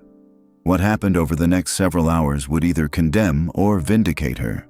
The problem was, Lizzie herself seemed determined to make it the former. Knowlton began methodically, walking through the events of that August morning. Simple questions that should have had simple answers, but nothing about Lizzie's responses was simple. This wasn't the response of a grieving daughter. This was the response of someone who had been harboring deep resentment for years. The inconsistencies began almost immediately. Where was she when her father came home? First, she said she was on the stairs. Then she changed her story. When pressed about the contradiction, she snapped, "I don't know what I have said." But confusion doesn't explain away the calculated nature of some of her lies. The story about Abby receiving a note from a sick friend was elaborate and specific. If Lizzie was simply confused or overwhelmed by grief, why would she construct such a detailed fabrication? The note was never found. No one ever came forward claiming to have sent it. The only source of this story was Lizzie herself. The morphine may have loosened her tongue, but it also revealed something darker. At times, she became almost belligerent, refusing to answer questions that could have helped her case. When Knowlton asked about her activities that morning, she grew evasive. When he pressed about the dress she was wearing, she seemed to retreat into herself entirely. Perhaps most damning was her response to questions about the sounds she should have heard during the murders. The Borden house was small, compact. The walls were thin. Abby was struck 18 times with a hatchet, her body crashing to the floor. Andrew was attacked while lying on the sofa in the sitting room, just below where Lizzie claimed to be moving about. Yet she heard nothing. No screams, no sounds of struggle, no heavy footsteps of an intruder. Her explanation was that she was either in the barn or moving about the house, too distracted to notice. But the timeline doesn't support this. If she was in the barn when Andrew was killed, as she claimed, she would have been there for barely 10 minutes. If an intruder had been in the house, lying in wait for over an hour between the murders, surely she would have encountered them during her movements through the home. The prosecution later argued that her inquest testimony revealed the mind of someone who knew more than she was letting on. Every question seemed to catch her off guard, as if she hadn't prepared for the obvious inquiries. A truly innocent person, they suggested, wouldn't need to prepare. They would simply tell the truth. But there were moments during the inquest when something else emerged. Flashes of what might have been the real Lizzie Borden. When Knowlton asked about her stepmother, there was a coldness in her voice that went beyond mere dislike. When he inquired about her father's business dealings, she spoke with a precision that suggested she knew far more about the family finances than a typical daughter of that era would have known. The most chilling moment came when she was asked directly if she had killed her parents. Her response wasn't the immediate, horrified denial one might expect from an innocent person. Instead, she paused, seemed to consider the question, and then replied with what could only be described as calculated indignation. It was the response of someone who had been expecting the question and had prepared for it. By the end of the inquest, even those who had initially sympathized with Lizzie were beginning to have doubts. Her testimony had created more questions than it answered. The morphine might have explained her confusion, but it couldn't explain away the lies. It couldn't account for the missing note, the contradictory timeline, or the suspicious circumstances surrounding her behavior before and after the murders. What emerged from those hours of testimony was a portrait of a woman under enormous psychological pressure. Someone who had been planning something for a long time and was now watching it all unravel. The composed, respectable spinster who had entered the courthouse was replaced by someone who seemed to be fighting a losing battle against her own conscience. The inquest testimony would later be ruled inadmissible at her trial, a decision that likely saved her life. But for those who heard it firsthand, the damage was done. They had seen behind the mask, and what they found there was deeply disturbing. 3 days after the inquest concluded, Lizzie Borden was arrested and charged with the murders of her father and stepmother. As the police led her away in shackles, she maintained the same composed demeanor she had worn throughout the investigation. But those who looked closely could see the cracks beginning to show. The woman who had once been Fall River's most eligible spinster, who had taught Sunday school and participated in charitable works, was now the most notorious accused murderer in America. And based on her own words during the inquest, she might very well have been guilty of the crimes that had shocked the nation. The stage was now set for what would become known as the trial of the century. But the real drama had already played out in that courthouse room during the inquest, where Lizzie Borden's own testimony had provided the strongest evidence against her. The summer heat of 1892 had settled thick over Fall River, Massachusetts. But inside the Borden household on 2nd Street, a different kind of pressure was building. As investigators continued their work in the days following the gruesome double murder, they began to uncover a web of circumstantial evidence that would ultimately lead them to focus their attention on the most unlikely suspect of all, Lizzie Borden herself. The initial police response had been chaotic at best. Officers trampled through the crime scene, contaminating evidence and failing to secure key areas of the house. But as the investigation progressed under the guidance of Marshal Rufus Hilliard and State Detective George Seaver, a disturbing pattern began to emerge. Every piece of evidence, every inconsistency, every strange behavior seemed to point directly at the respectable spinster who had discovered her father's mutilated body. The first red flag came from Lizzie's own mouth. Her story about Abby receiving a note from a sick friend and leaving the house never held water. Despite extensive inquiries throughout Fall River, no such note was ever found, and no one came forward claiming to have sent it. The mysterious message seemed to be nothing more than a fabrication designed to explain Abby's absence and prevent Andrew from searching for his wife upstairs, where her body lay cooling in a pool of blood. But the note was just the beginning. Lizzie's timeline of events on the morning of August 4th was riddled with inconsistencies that became more pronounced each time she told her story. She claimed to have been in the barn looking for lead sinkers for fishing equipment. Yet she had no fishing plans, and the weather was hardly suitable for such activities. Her explanation for being in the barn varied wildly, from searching for fishing sinkers to looking for iron to fix a screen door to simply eating pears and enjoying the cool morning air. The amount of time she claimed to have spent in the barn also changed with each telling. Sometimes it was 15 minutes, sometimes 20, sometimes 30. When pressed during the inquest, she became defensive and evasive, stating she couldn't do anything in a minute, as if to justify the extended period. But investigators who examined the barn found it stifling hot, with temperatures well over 90 degrees. The idea that anyone would spend a leisurely half-hour in such conditions, especially while wearing a heavy dress, strained credibility to the breaking point. More troubling still was the physical evidence, or rather, the lack thereof. Despite the savage nature of both attacks, which would have sent blood spraying across the rooms and certainly onto the killer, Lizzie showed no signs of having been present during either murder. Her dress was clean, her hair was neat, and there wasn't so much as a speck of blood under her fingernails. For someone who claimed to have discovered her father's body immediately after his murder, her pristine appearance was nothing short of remarkable. The prosecution would later argue that this absence of blood evidence was not exonerating but rather incriminating. It suggested premeditation and careful planning. Someone had taken great care to avoid getting blood on themselves, or had changed clothes and cleaned up thoroughly after the murders. Given the timeline and the presence of other people in and around the house, such a cleanup would have required intimate knowledge of the household routines and access to washing facilities. Then there was the matter of the murder weapon. The Borden basement contained several hatchets and axes, any one of which could have been used to commit the crimes. But the most suspicious was what became known as the handleless hatchet, discovered in a box of tools in the cellar. The handle appeared to have been freshly broken off, and the blade was covered with a fine coating of ash that looked deliberately applied to make the tool appear older than it was. Several police officers noted that the break in the handle looked recent, as if someone had snapped it off and then tried to disguise the evidence by dusting the blade with ash from the coal bin. If this hatchet was indeed the murder weapon, then someone with access to the basement had gone to considerable trouble to make it appear innocuous. And who had better access to every corner of the Borden house than Lizzie herself?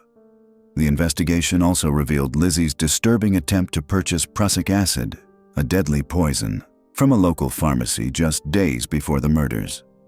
Eli Bentz, the pharmacist, would later testify that Lizzie had come to his store asking for the poison, claiming she needed it to clean a sealskin cape. When he refused to sell it to her without a prescription, she reportedly became agitated and left empty-handed. This incident, occurring so close to the murders, suggested a premeditated plan that had gone awry. Perhaps Lizzie had initially intended to poison her parents, but was forced to resort to more violent means when she couldn't obtain the necessary chemicals. The timing was too coincidental to ignore, and it painted a picture of someone actively seeking ways to eliminate Andrew and Abby Borden. But perhaps the most damning piece of circumstantial evidence came from Lizzie's own actions in the days following the murders. On the morning of August 7th, just one day after learning she was considered a suspect, Alice Russell witnessed Lizzie tearing up and burning a dress in the kitchen stove. When questioned about this suspicious behavior, Lizzie claimed the dress was stained with paint and needed to be discarded. The timing of this dress burning was extraordinary. Lizzie had known she was under suspicion for less than 24 hours, yet her first instinct was to destroy clothing. If the dress was indeed stained with paint, as she claimed, why hadn't she disposed of it earlier? Why wait until she was a murder suspect to suddenly decide the garment needed to be burned? The obvious implication was that she was destroying evidence, getting rid of the dress she had worn during the commission of the crimes. Alice Russell, who had been one of Lizzie's staunchest supporters, was deeply troubled by witnessing this incident. She later testified that she had tried to discourage Lizzie from burning the dress, but Lizzie was determined to get rid of it.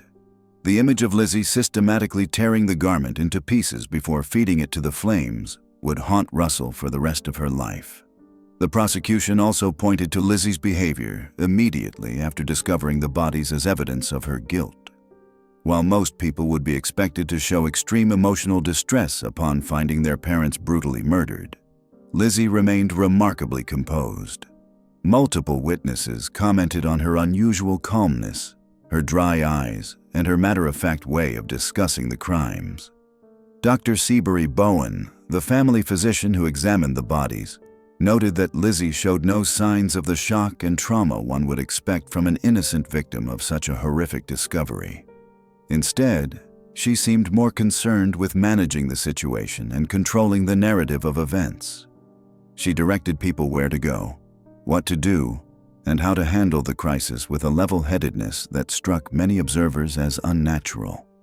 Even more telling was Lizzie's reaction when asked about her stepmother. When Assistant Marshal John Fleet inquired whether she knew who might have killed her mother and father, Lizzie's response was cold and calculating. "She was not my mother, sir. She was my stepmother." This correction, made while standing mere feet from Abby's mutilated corpse, revealed a level of emotional detachment that chilled everyone present. The financial motive that investigators uncovered provided a compelling explanation for why Lizzie might have committed such a heinous act.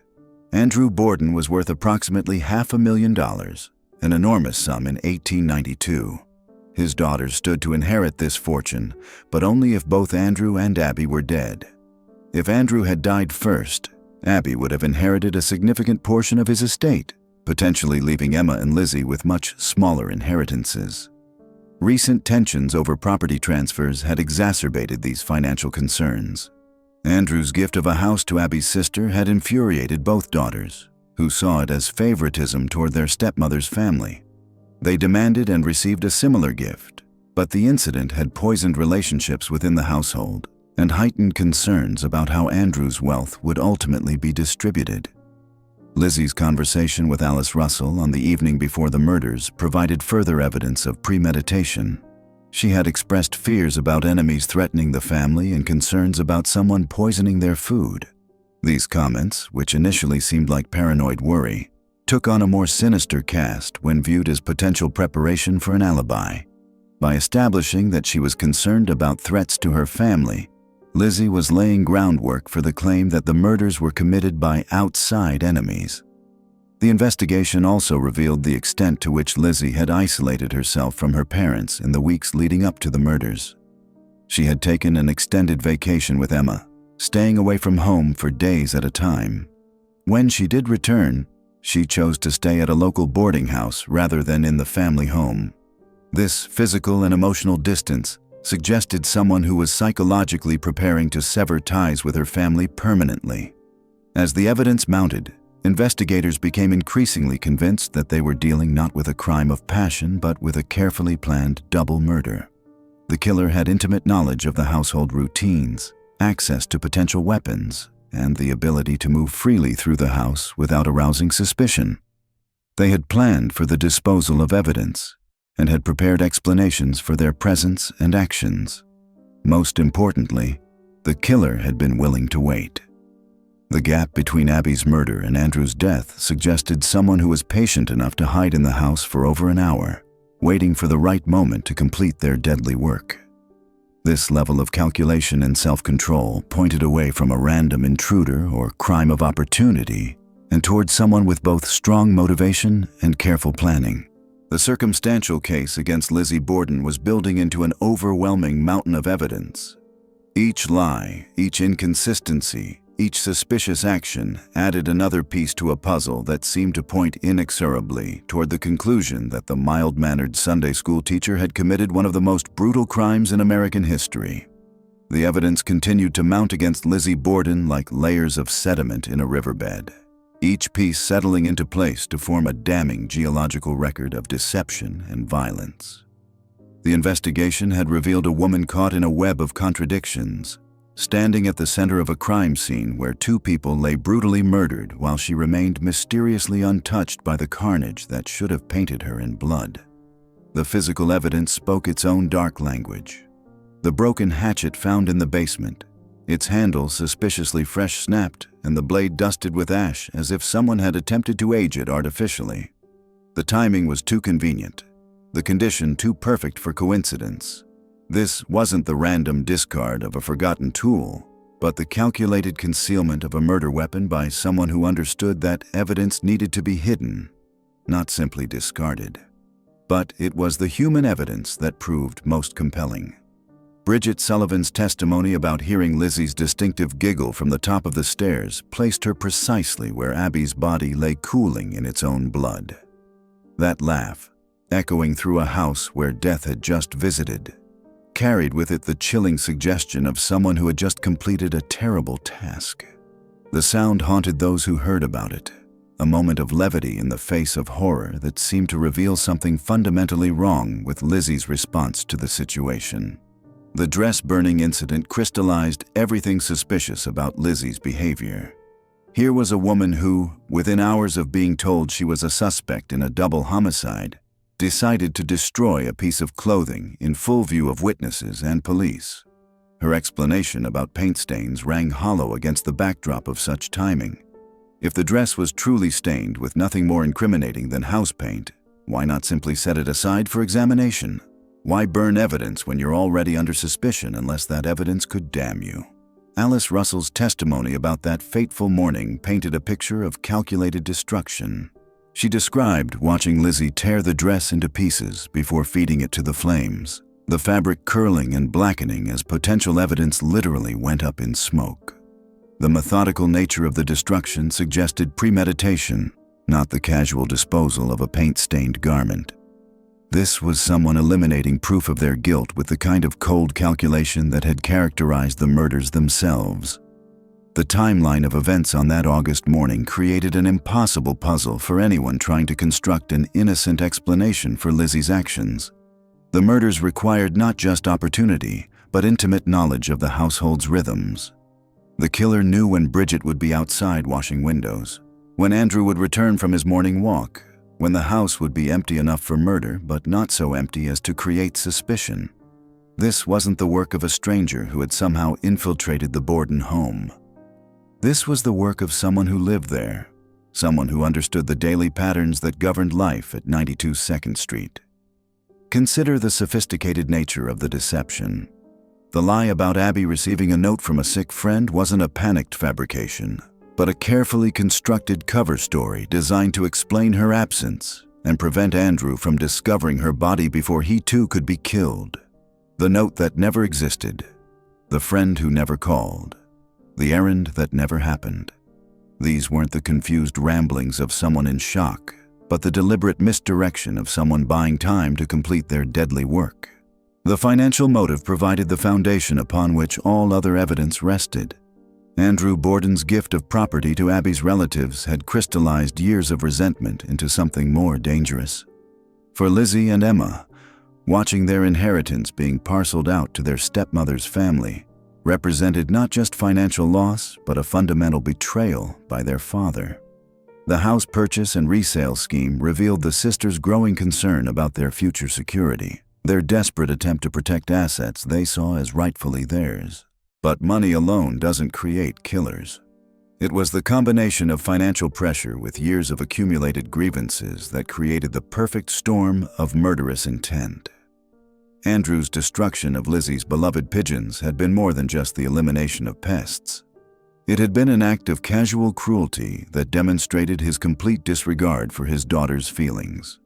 The man who could take a hatchet to defenseless birds was the same man who could deny his daughters the modern conveniences that would have improved their social standing in Fall River society.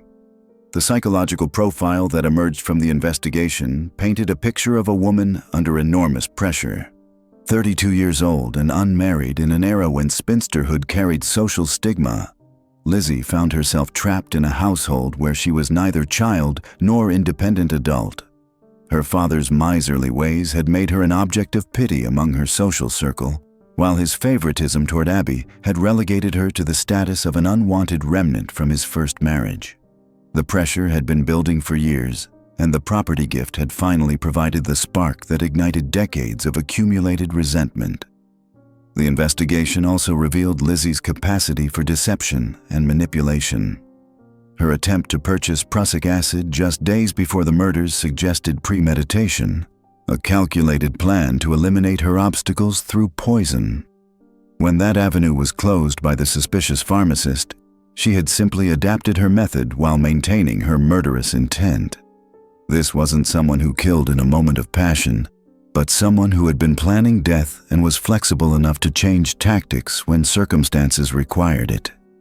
The overkill nature of the attack spoke to deep personal hatred. 18 blows to Abby's head and 11 to Andrew's weren't the work of someone simply trying to ensure death. They were the expressions of rage so profound that the killer couldn't stop striking even after the victims were clearly dead. This level of violence suggested intimate knowledge of the victims, personal grievances that had festered until they exploded into homicidal fury. A stranger might kill for robbery or to eliminate witnesses, but only someone with deep personal hatred would continue striking long after death was certain. Law enforcement's growing conviction of Lizzie's guilt was based not on any single piece of evidence, but on the accumulation of suspicious circumstances that surrounded her like a closing net. Her inconsistent statements, her suspicious behavior, her presence at every crucial moment, her intimate knowledge of the household routine, her financial motive, and her opportunity all combined to create a case that pointed inexorably toward one conclusion. The investigation had eliminated other possibilities through careful detective work leaving only Lizzie as the person with means, motive, and opportunity. The broken hatchet remained the most tangible link between suspect and crime. Found hidden in the basement with its handle freshly broken and its blade artificially aged, it represented the murder weapon that someone had tried desperately to conceal. The timing of its discovery, the condition of its surface, and the suspicious nature of its damage all suggested recent use and deliberate concealment. No innocent explanation could account for why someone would break the handle off a hatchet and then try to make it appear old, unless they were attempting to hide its recent use in a crime. As the investigation moved toward its conclusion, the weight of evidence had created an almost irresistible momentum toward arrest and prosecution. The local authorities, initially hesitant to accuse a respectable woman of such brutal crimes, found themselves facing evidence that made any other conclusion increasingly difficult to justify.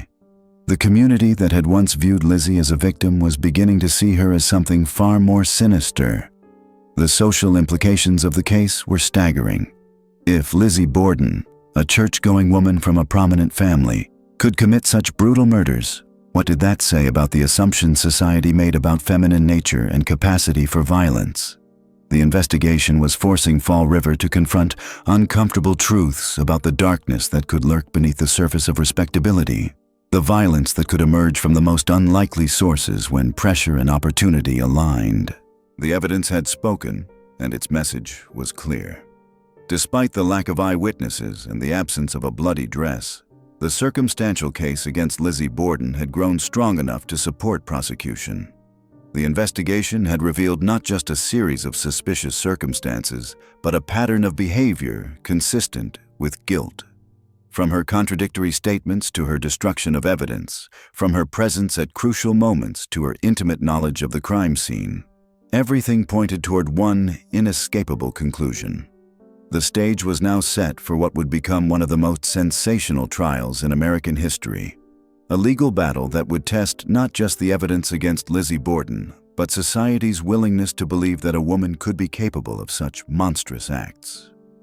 The investigation's findings painted an increasingly damning portrait of Lizzie Borden, but the true horror of the case lay not just in the brutal murders themselves, but in the cold calculation that appeared to underlie every aspect of the crime. As authorities delved deeper into the evidence, they uncovered a web of premeditation and deception that would shock even the most seasoned investigators. The burning of the Bedford cord dress represented perhaps the most incriminating piece of evidence against Lizzie.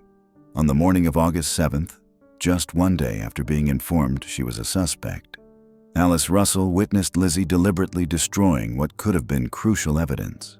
The timing was no coincidence. Lizzie claimed the dress was stained with paint, but this explanation crumbled under scrutiny. Why would someone choose to burn a dress in broad daylight, in full view of police officers stationed around the house, unless they were desperate to eliminate evidence that could seal their fate? The dress incident revealed something chilling about Lizzie's mindset.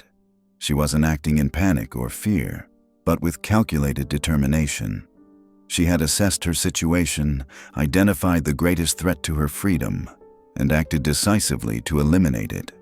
This wasn't the behavior of an innocent woman overwhelmed by tragedy, but of someone who understood exactly what evidence could destroy her carefully constructed alibi. Even more disturbing was the discovery of the handleless hatchet in the Borden basement. Multiple officers noted that the break in the handle appeared fresh, and the blade had been dusted with ash in what seemed like a deliberate attempt to make it appear old and unused. The weapon had been hidden in a toolbox in the coal cellar, positioned in a way that suggested someone had tried to conceal it while keeping it accessible if needed. The fact that no blood was found on the hatchet only strengthened the case against Lizzie, as it suggested someone with intimate knowledge of the house had taken time to thoroughly clean the weapon before hiding it. The physical evidence told a story of meticulous planning. The murders had occurred during a narrow window when Bridget Sullivan was outside washing windows, creating the perfect opportunity for someone inside the house to act without being observed. The killer had intimate knowledge of the household's routines, knew exactly when each family member would be alone and vulnerable, and had planned the sequence of events with surgical precision.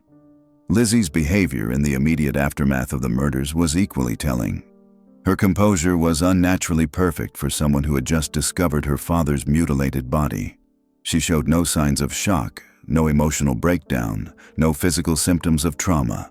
Instead, she methodically sent Bridget to fetch help while positioning herself strategically at the door, controlling who entered the house and what they saw. She had answers ready for every question, explanations prepared for every inconsistency. The lie about Abby receiving a note from a sick friend was perhaps the most revealing aspect of Lizzie's deception. This wasn't a simple mistake or confusion born from trauma. It was a deliberate fabrication designed to explain Abby's absence and prevent Andrew from searching for her upstairs, where he would have discovered her body. Lizzie repeated this lie consistently throughout the day, never wavering, never showing uncertainty. She had crafted this story and stuck to it with unwavering determination. What made this lie particularly chilling was its purpose. If Lizzie was innocent, the note's existence would be a genuine mystery. But if she was guilty, the lie served a crucial function in her plan. She needed time to kill Andrew without him discovering Abby's body first. The fabricated note bought her that time, allowing her to complete her deadly work before the truth could be discovered. The timeline of events revealed the cold efficiency of the killer's plan. Abby was murdered first, sometime between 9:30 and 10:30 in the morning, when she was alone upstairs in the guest room. The killer struck her down with overwhelming force, delivering 18 blows with a hatchet in what appeared to be a frenzy of violence. But this wasn't random rage. It was calculated overkill designed to ensure absolute silence and prevent any possibility of survival or identification. Andrew's murder followed a different pattern. He received fewer blows, struck down as he rested on the sofa in the sitting room. The killer had waited for the perfect moment when he was vulnerable and alone, then struck with the same weapon but with more controlled precision. The difference in the attack patterns suggested the killer had learned from the first murder, becoming more efficient and controlled with experience. The absence of blood on Lizzie's clothing presented what seemed like an insurmountable challenge to the prosecution's case, but investigators began to piece together how this could have been accomplished. The murders had required careful preparation, including changing clothes before and after each attack. The killer would have needed to plan for blood spatter, possibly wearing old clothing that could be disposed of or using protective coverings that could be easily removed and destroyed.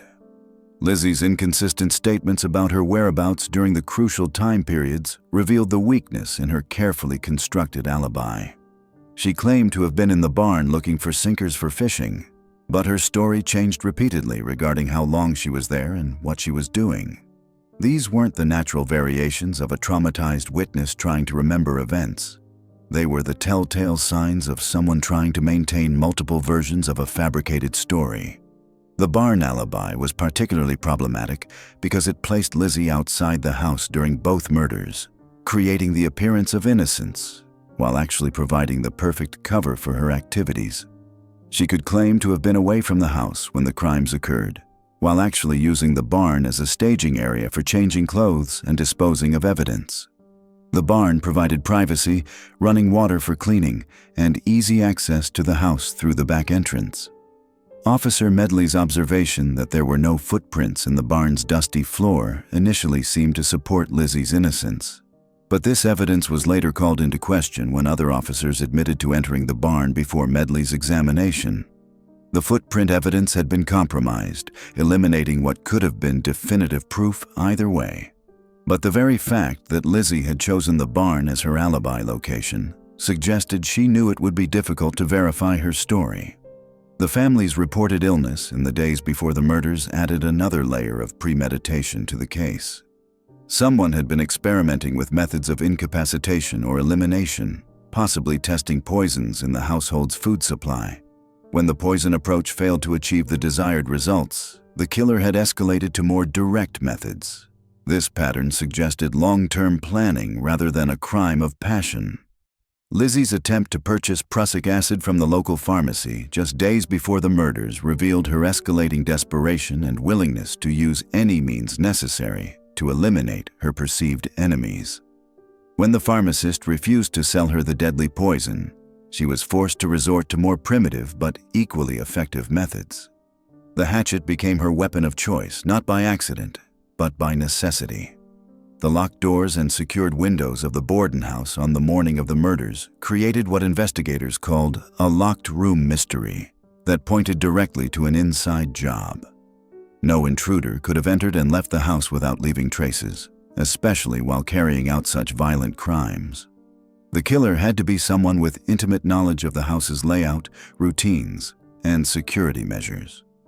The prosecution's case was building into an unassailable fortress of circumstantial evidence, each piece supporting and reinforcing the others. Lizzie had motive, opportunity, and means. She had lied repeatedly about crucial facts, destroyed potential evidence, and behaved in ways that suggested guilt rather than innocence.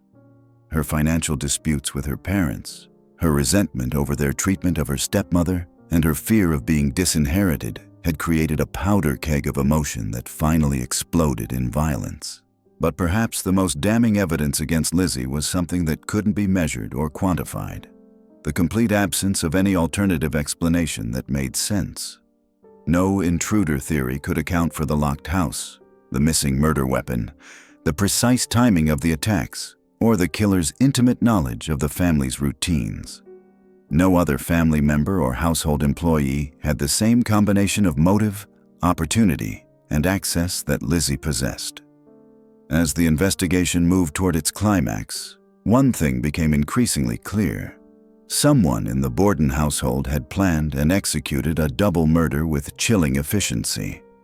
The evidence pointed overwhelmingly toward Lizzie Borden as that someone, painting a portrait of a woman driven by resentment and greed to commit the ultimate betrayal of family trust.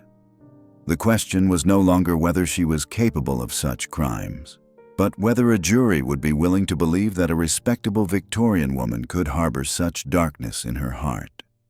The courtroom drama was just beginning.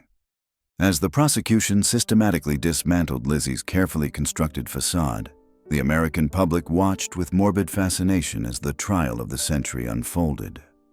What they were witnessing wasn't simply a murder trial, but the complete exposure of a woman who had methodically planned and executed one of the most shocking crimes in the nation's history.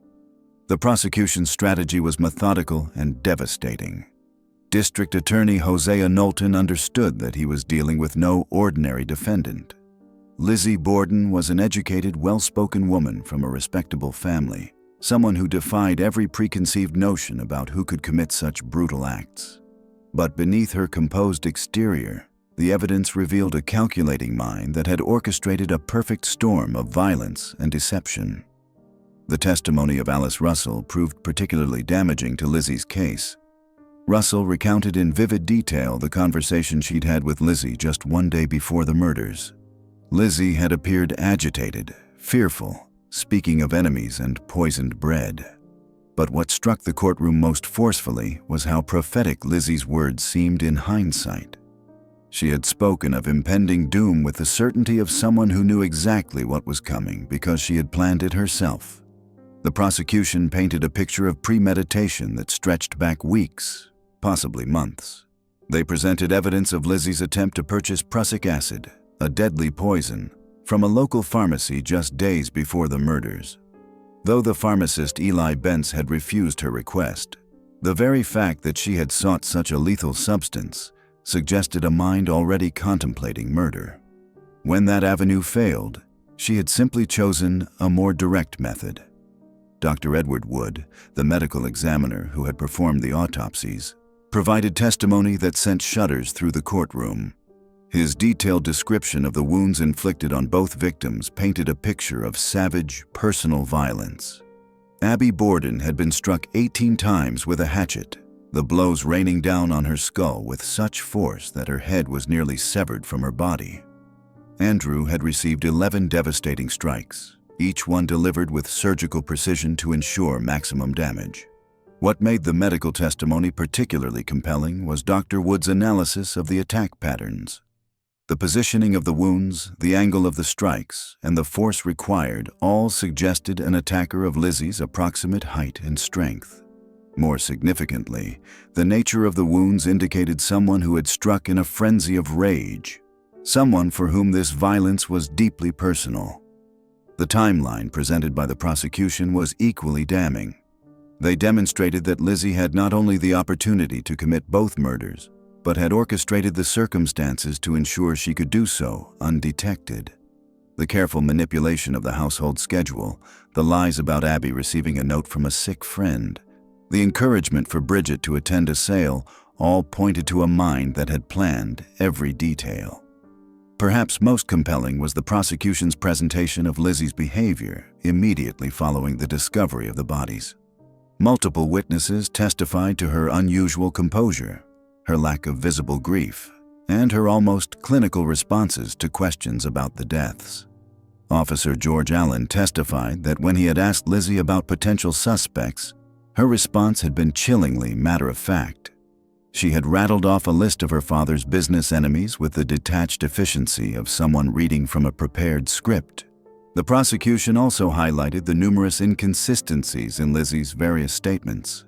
Her story about her whereabouts during the murders changed repeatedly, each version containing new details that contradicted previous accounts. She claimed to have been in the barn looking for lead sinkers for fishing, then changed it to searching for iron to fix a screen door, then spoke of eating pears. The time she spent there varied from 20 to 30 minutes, then back to 15. These weren't the confused recollections of an innocent person in shock. They were the desperate improvisations of someone whose carefully rehearsed alibi was falling apart under scrutiny. The matter of the burned dress became a centerpiece of the prosecution's case. Alice Russell's testimony about witnessing Lizzie burning a dress just days after being informed she was a suspect was devastating. Lizzie's explanation that the dress was stained with paint and needed to be discarded seemed transparently false, particularly given the timing. The prosecution argued that this was the final piece of evidence destruction, the last act in Lizzie's methodical cover-up of her crimes. The physical evidence, while circumstantial, formed a compelling pattern. The handless hatchet found in the basement, with its freshly broken handle and suspicious coating of ash, represented the murder weapon that Lizzie had attempted to disguise. The prosecution's expert testimony suggested that the handle had been deliberately broken off and the blade covered with ash to make it appear old and unused. It was, they argued, exactly the kind of calculated deception one would expect from someone of Lizzie's intelligence and education. The locked doors throughout the house on the morning of the murders presented another piece of the puzzle. The prosecution demonstrated that the elaborate security measures taken that morning were inconsistent with the family's normal routine. The front door, which was typically left unlocked during the day, had been secured with all three of its locks. The side door, usually propped open for ventilation, had been hooked shut. These weren't the random actions of someone concerned about general security. They were the specific preparations of someone who needed to control access to the house while committing murder. The financial motive, while not the primary driver of the prosecution's case, provided crucial context for understanding Lizzie's desperation. Andrew Borden's recent gift of property to Abby's relatives had highlighted the precarious nature of the sisters' inheritance. At 32, Lizzie faced the prospect of lifelong spinsterhood in a society that offered few options for unmarried women of her class. Her father's wealth represented not just comfort, but survival, and Abby's presence threatened that security in ways that went far beyond mere money. The prosecution's character witnesses painted a picture of a woman capable of shocking violence when her interests were threatened. They presented testimony about Lizzie's history of shoplifting, her volatile relationship with her stepmother, and her increasing isolation from Fall River society. This wasn't the portrait of a devoted daughter grieving for her murdered parents. It was the profile of a woman who had reached the end of her psychological rope and had chosen murder as her solution. District Attorney Knowlton's closing argument was a masterpiece of legal rhetoric. He systematically dismantled every aspect of Lizzie's defense, demonstrating how each element of her story crumbled under logical examination. He reminded the jury that motive, means, and opportunity had been clearly established, and that the evidence pointed to one inescapable conclusion: The murders of Andrew and Abby Borden were not random acts of violence committed by some unknown intruder. They were the calculated acts of a daughter who had chosen patricide and matricide as the solution to her problems. The prosecution's presentation of evidence was methodical and overwhelming. They had built a case that revealed not just the facts of the crime, but the psychology behind it. They had shown the jury a woman who had systematically planned and executed a double murder, then attempted to cover her tracks through an elaborate web of lies and evidence destruction. The Lizzie Borden who emerged from their testimony was not the grieving daughter portrayed by the defense, but a cold-blooded killer who had murdered her own family for money and freedom. As the prosecution rested their case, the weight of evidence seemed overwhelming. The combination of physical evidence, witness testimony, and psychological analysis had created a comprehensive picture of guilt that appeared unshakable. The defense would have their opportunity to present an alternative narrative, but they faced the daunting task of explaining away a mountain of incriminating evidence and the damning portrait of their client that had emerged during the prosecution's presentation. The stage was set for what would become one of the most dramatic defense presentations in American legal history, as Lizzie's attorneys prepared to fight for her life against evidence that seemed to point inexorably toward her guilt. The defense team knew they were fighting an uphill battle. The circumstantial evidence was damning. The public opinion had largely turned against Lizzie, and the prosecution had painted a convincing portrait of a cold-blooded killer who had methodically planned and executed the murders of her own family members. But George Robinson and Andrew Jennings, Lizzie's lead attorneys, were seasoned courtroom veterans who understood that reasonable doubt was their greatest weapon. As the trial entered its final phase, the defense began their systematic dismantling of the prosecution's case. Robinson, a former governor of Massachusetts and one of the most respected lawyers in New England, rose to address the jury with the gravity of a man who understood that a woman's life hung in the balance. His opening statement was masterful in its simplicity and devastating in its implications. "Gentlemen of the jury," Robinson began, his voice carrying across the packed courtroom, "we are not here to solve the brutal murders of Andrew and Abby Borden. That is not your burden to bear. We are here for one purpose only, to determine whether the Commonwealth has proven beyond reasonable doubt that Lizzie Andrew Borden committed these heinous crimes." Robinson's strategy was brilliant in its execution. Rather than attempting to prove Lizzie's innocence, which would have been nearly impossible given the circumstances, he focused on creating doubt about every piece of evidence the prosecution had presented. He began with the most damaging evidence, the burned dress that Alice Russell had witnessed Lizzie destroying just days after the murders. The defense called witnesses who testified that Lizzie had indeed stained a dress with paint while working on a project weeks before the murders. Mrs. Raymond, a dressmaker who had worked for the Borden family, testified that she had seen Lizzie wearing the Bedford cord dress with visible paint stains on multiple occasions. A house painter named Kieran Crowley corroborated the story, stating that he had been working on a project near the Borden home and had seen Lizzie accidentally brush against wet paint. "Ladies and gentlemen," Robinson argued, "if Lizzie Borden had murdered her parents in that dress, it would have been soaked with blood." Every witness who saw her that morning, including the police officers who arrived at the scene, testified that there was not a single drop of blood on her clothing. Why then would she burn a dress that bore no evidence of her supposed crimes? The answer is simple: she wouldn't. The defense then turned their attention to the murder weapon, or rather, the lack thereof. The prosecution had presented the handleless hatchet as the likely murder weapon, but the defense expertly highlighted the weaknesses in this theory. Robinson called Professor Wood back to the stand and forced him to admit under cross-examination that he had initially dismissed the handleless hatchet as a possible murder weapon when he first examined it. "That is correct," Wood replied reluctantly. Wood shifted uncomfortably. Robinson then addressed what many considered the most damaging aspect of the case, Lizzie's inconsistent statements and behavior.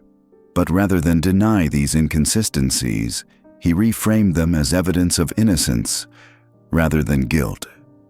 "Gentlemen, the prosecution would have you believe that Lizzie Borden's confusion and contradictory statements prove her guilt. But I ask you to consider this. If Lizzie had planned these murders as meticulously as the prosecution claims, would she not have prepared a consistent story? Robinson paused, letting this sink in before continuing.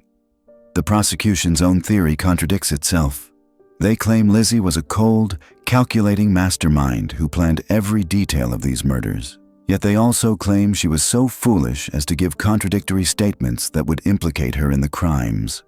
Which is it? A woman in shock and grief, struggling to remember the exact details of a traumatic morning, might indeed give inconsistent accounts. The defense also challenged the prosecution's timeline, arguing that the narrow window of opportunity they had established actually worked in Lizzie's favor. They called expert witnesses who testified about the physical impossibility of committing such brutal murders, cleaning oneself thoroughly, disposing of evidence, and appearing completely composed within the time frame alleged. Dr. Frank Draper, a medical examiner from Boston, testified that the amount of blood that would have resulted from such violent attacks would have been extraordinary. The arterial spray from these wounds would have covered the assailant from head to toe, he stated. It would have been impossible to remove all traces of blood in the time available, especially without access to running water on the upper floors where Mrs. Robinson seized on this testimony. It would be medically and physically impossible, Draper replied firmly. The defense also addressed the motive question head-on. Rather than denying that there were tensions in the Borden household, Robinson acknowledged them while arguing that such family conflicts were common and hardly sufficient motive for murder. Yes, there were disagreements about money, Robinson admitted. Yes, Lizzie and Emma called their stepmother Mrs. Yes, there were tensions over property and inheritance. But gentlemen, if every family dispute over money led to murder, our streets would run red with blood. The prosecution asks you to believe that these relatively minor domestic disagreements drove a respectable Christian woman to commit the most heinous crime imaginable. The defense also called character witnesses who testified to Lizzie's reputation in the community. Teachers from her Sunday school classes spoke of her devotion to charitable work. Members of the Women's Christian Temperance Union testified to her moral character and religious dedication. Dr. Bowen, the family physician, testified that he had never seen any sign of mental instability or violent behavior in Lizzie. Perhaps most importantly, the defense challenged the prosecution's assertion that the murders had to have been committed by someone inside the house. They presented evidence that the side door had been unlocked during the time of the murders and argued that an intruder could have entered undetected while Bridget was working outside. Robinson called several witnesses who testified to seeing suspicious individuals in the neighborhood on the morning of the murders. Mrs. Delia Manley testified that she had seen a pale, agitated man near the Borden property around the time of the killings. Joseph Shortsleeves, a local ice cream vendor, testified that he had seen a man acting strangely in the vicinity of 2nd Street that morning. The prosecution would have you believe that it was impossible for an intruder to enter the house undetected, Robinson argued. But they ignore the testimony of multiple witnesses who saw suspicious individuals in the area. They ignore the fact that the side door was unlocked. The defense also raised questions about the investigation itself, suggesting that the police had focused on Lizzie from the beginning and had failed to pursue other leads. They highlighted the fact that the crime scene had been contaminated by multiple people before it was properly secured, that potential evidence had been overlooked, and that the investigation had been compromised by preconceived notions about Lizzie's guilt. As the defense case drew to a close, Robinson prepared for his closing argument, knowing that this would be his final opportunity to save Lizzie's life. The prosecution had presented a compelling case built on circumstantial evidence, but Robinson was confident that he had created sufficient doubt about their theory. The courtroom was packed beyond capacity when Robinson rose to deliver his final argument. Spectators had traveled from across New England to witness what many considered the trial of the century. The air was thick with tension as Robinson began what would be remembered as one of the greatest closing arguments in American legal history. "Gentlemen of the jury," Robinson began, his voice resonating with conviction. "We stand at a crossroads of justice. Down one path lies the easy answer: The convenient solution that allows us to close the book on these terrible crimes by condemning an innocent woman. Robinson spent the next 3 hours methodically dismantling every piece of evidence the prosecution had presented. He reminded the jury that Lizzie had immediately called for help after discovering her father's body, behavior inconsistent with guilt. He emphasized that she had remained in the house, available to answer questions rather than fleeing as a guilty person might. If Lizzie Borden had committed these murders, Robinson argued, would she not have fled? Would she not have constructed a perfect alibi? Would she not have disposed of the murder weapon where it could never be found? Instead, what do we see? Robinson also addressed the societal implications of the case, arguing that the prosecution was asking the jury to believe something that challenged the very foundations of Victorian society. They ask you to believe that a Christian woman, raised in a respectable household, active in her church and community, could commit acts of such savage brutality that they defy human comprehension. The closing was masterful in its emotional appeal while remaining grounded in legal reasoning. Robinson concluded with words that would echo through American legal history. Gentlemen, it is better that a dozen guilty persons escape punishment than that one innocent person should suffer. The Commonwealth has failed to prove its case beyond reasonable doubt. District Attorney Knowlton's closing argument for the prosecution was equally powerful, but Robinson had successfully planted seeds of doubt that would prove impossible to overcome. When the jury retired to deliberate, legal experts were divided on the likely outcome. The evidence against Lizzie was substantial, but the defense had raised legitimate questions about every piece of that evidence. What happened next would shock the nation and forever change how America viewed its justice system. The jury, composed of 12 middle-class men who had been carefully selected for their respectability and moral character, would spend less than 90 minutes deliberating before reaching a verdict that would divide public opinion for generations to come. The speed of their deliberation suggested that the defense had been more successful than even Robinson had dared hope. In an era when women were considered inherently gentle and incapable of such violence, when a woman's respectability and Christian character carried enormous weight, the jury had apparently found it impossible to believe that Lizzie Borden could have committed such heinous acts. But as the foreman prepared to announce their verdict, questions lingered that would never be fully answered. Had justice been served, or had a clever defense team successfully obscured the truth? Had the jury been swayed by evidence and reasonable doubt, or by societal prejudices that made it unthinkable for a respectable woman to be capable of such brutality? Whether Lizzie Borden was guilty or innocent, this case remains one of America's most enduring mysteries, a chilling reminder that sometimes the darkest secrets can hide behind the most respectable facades.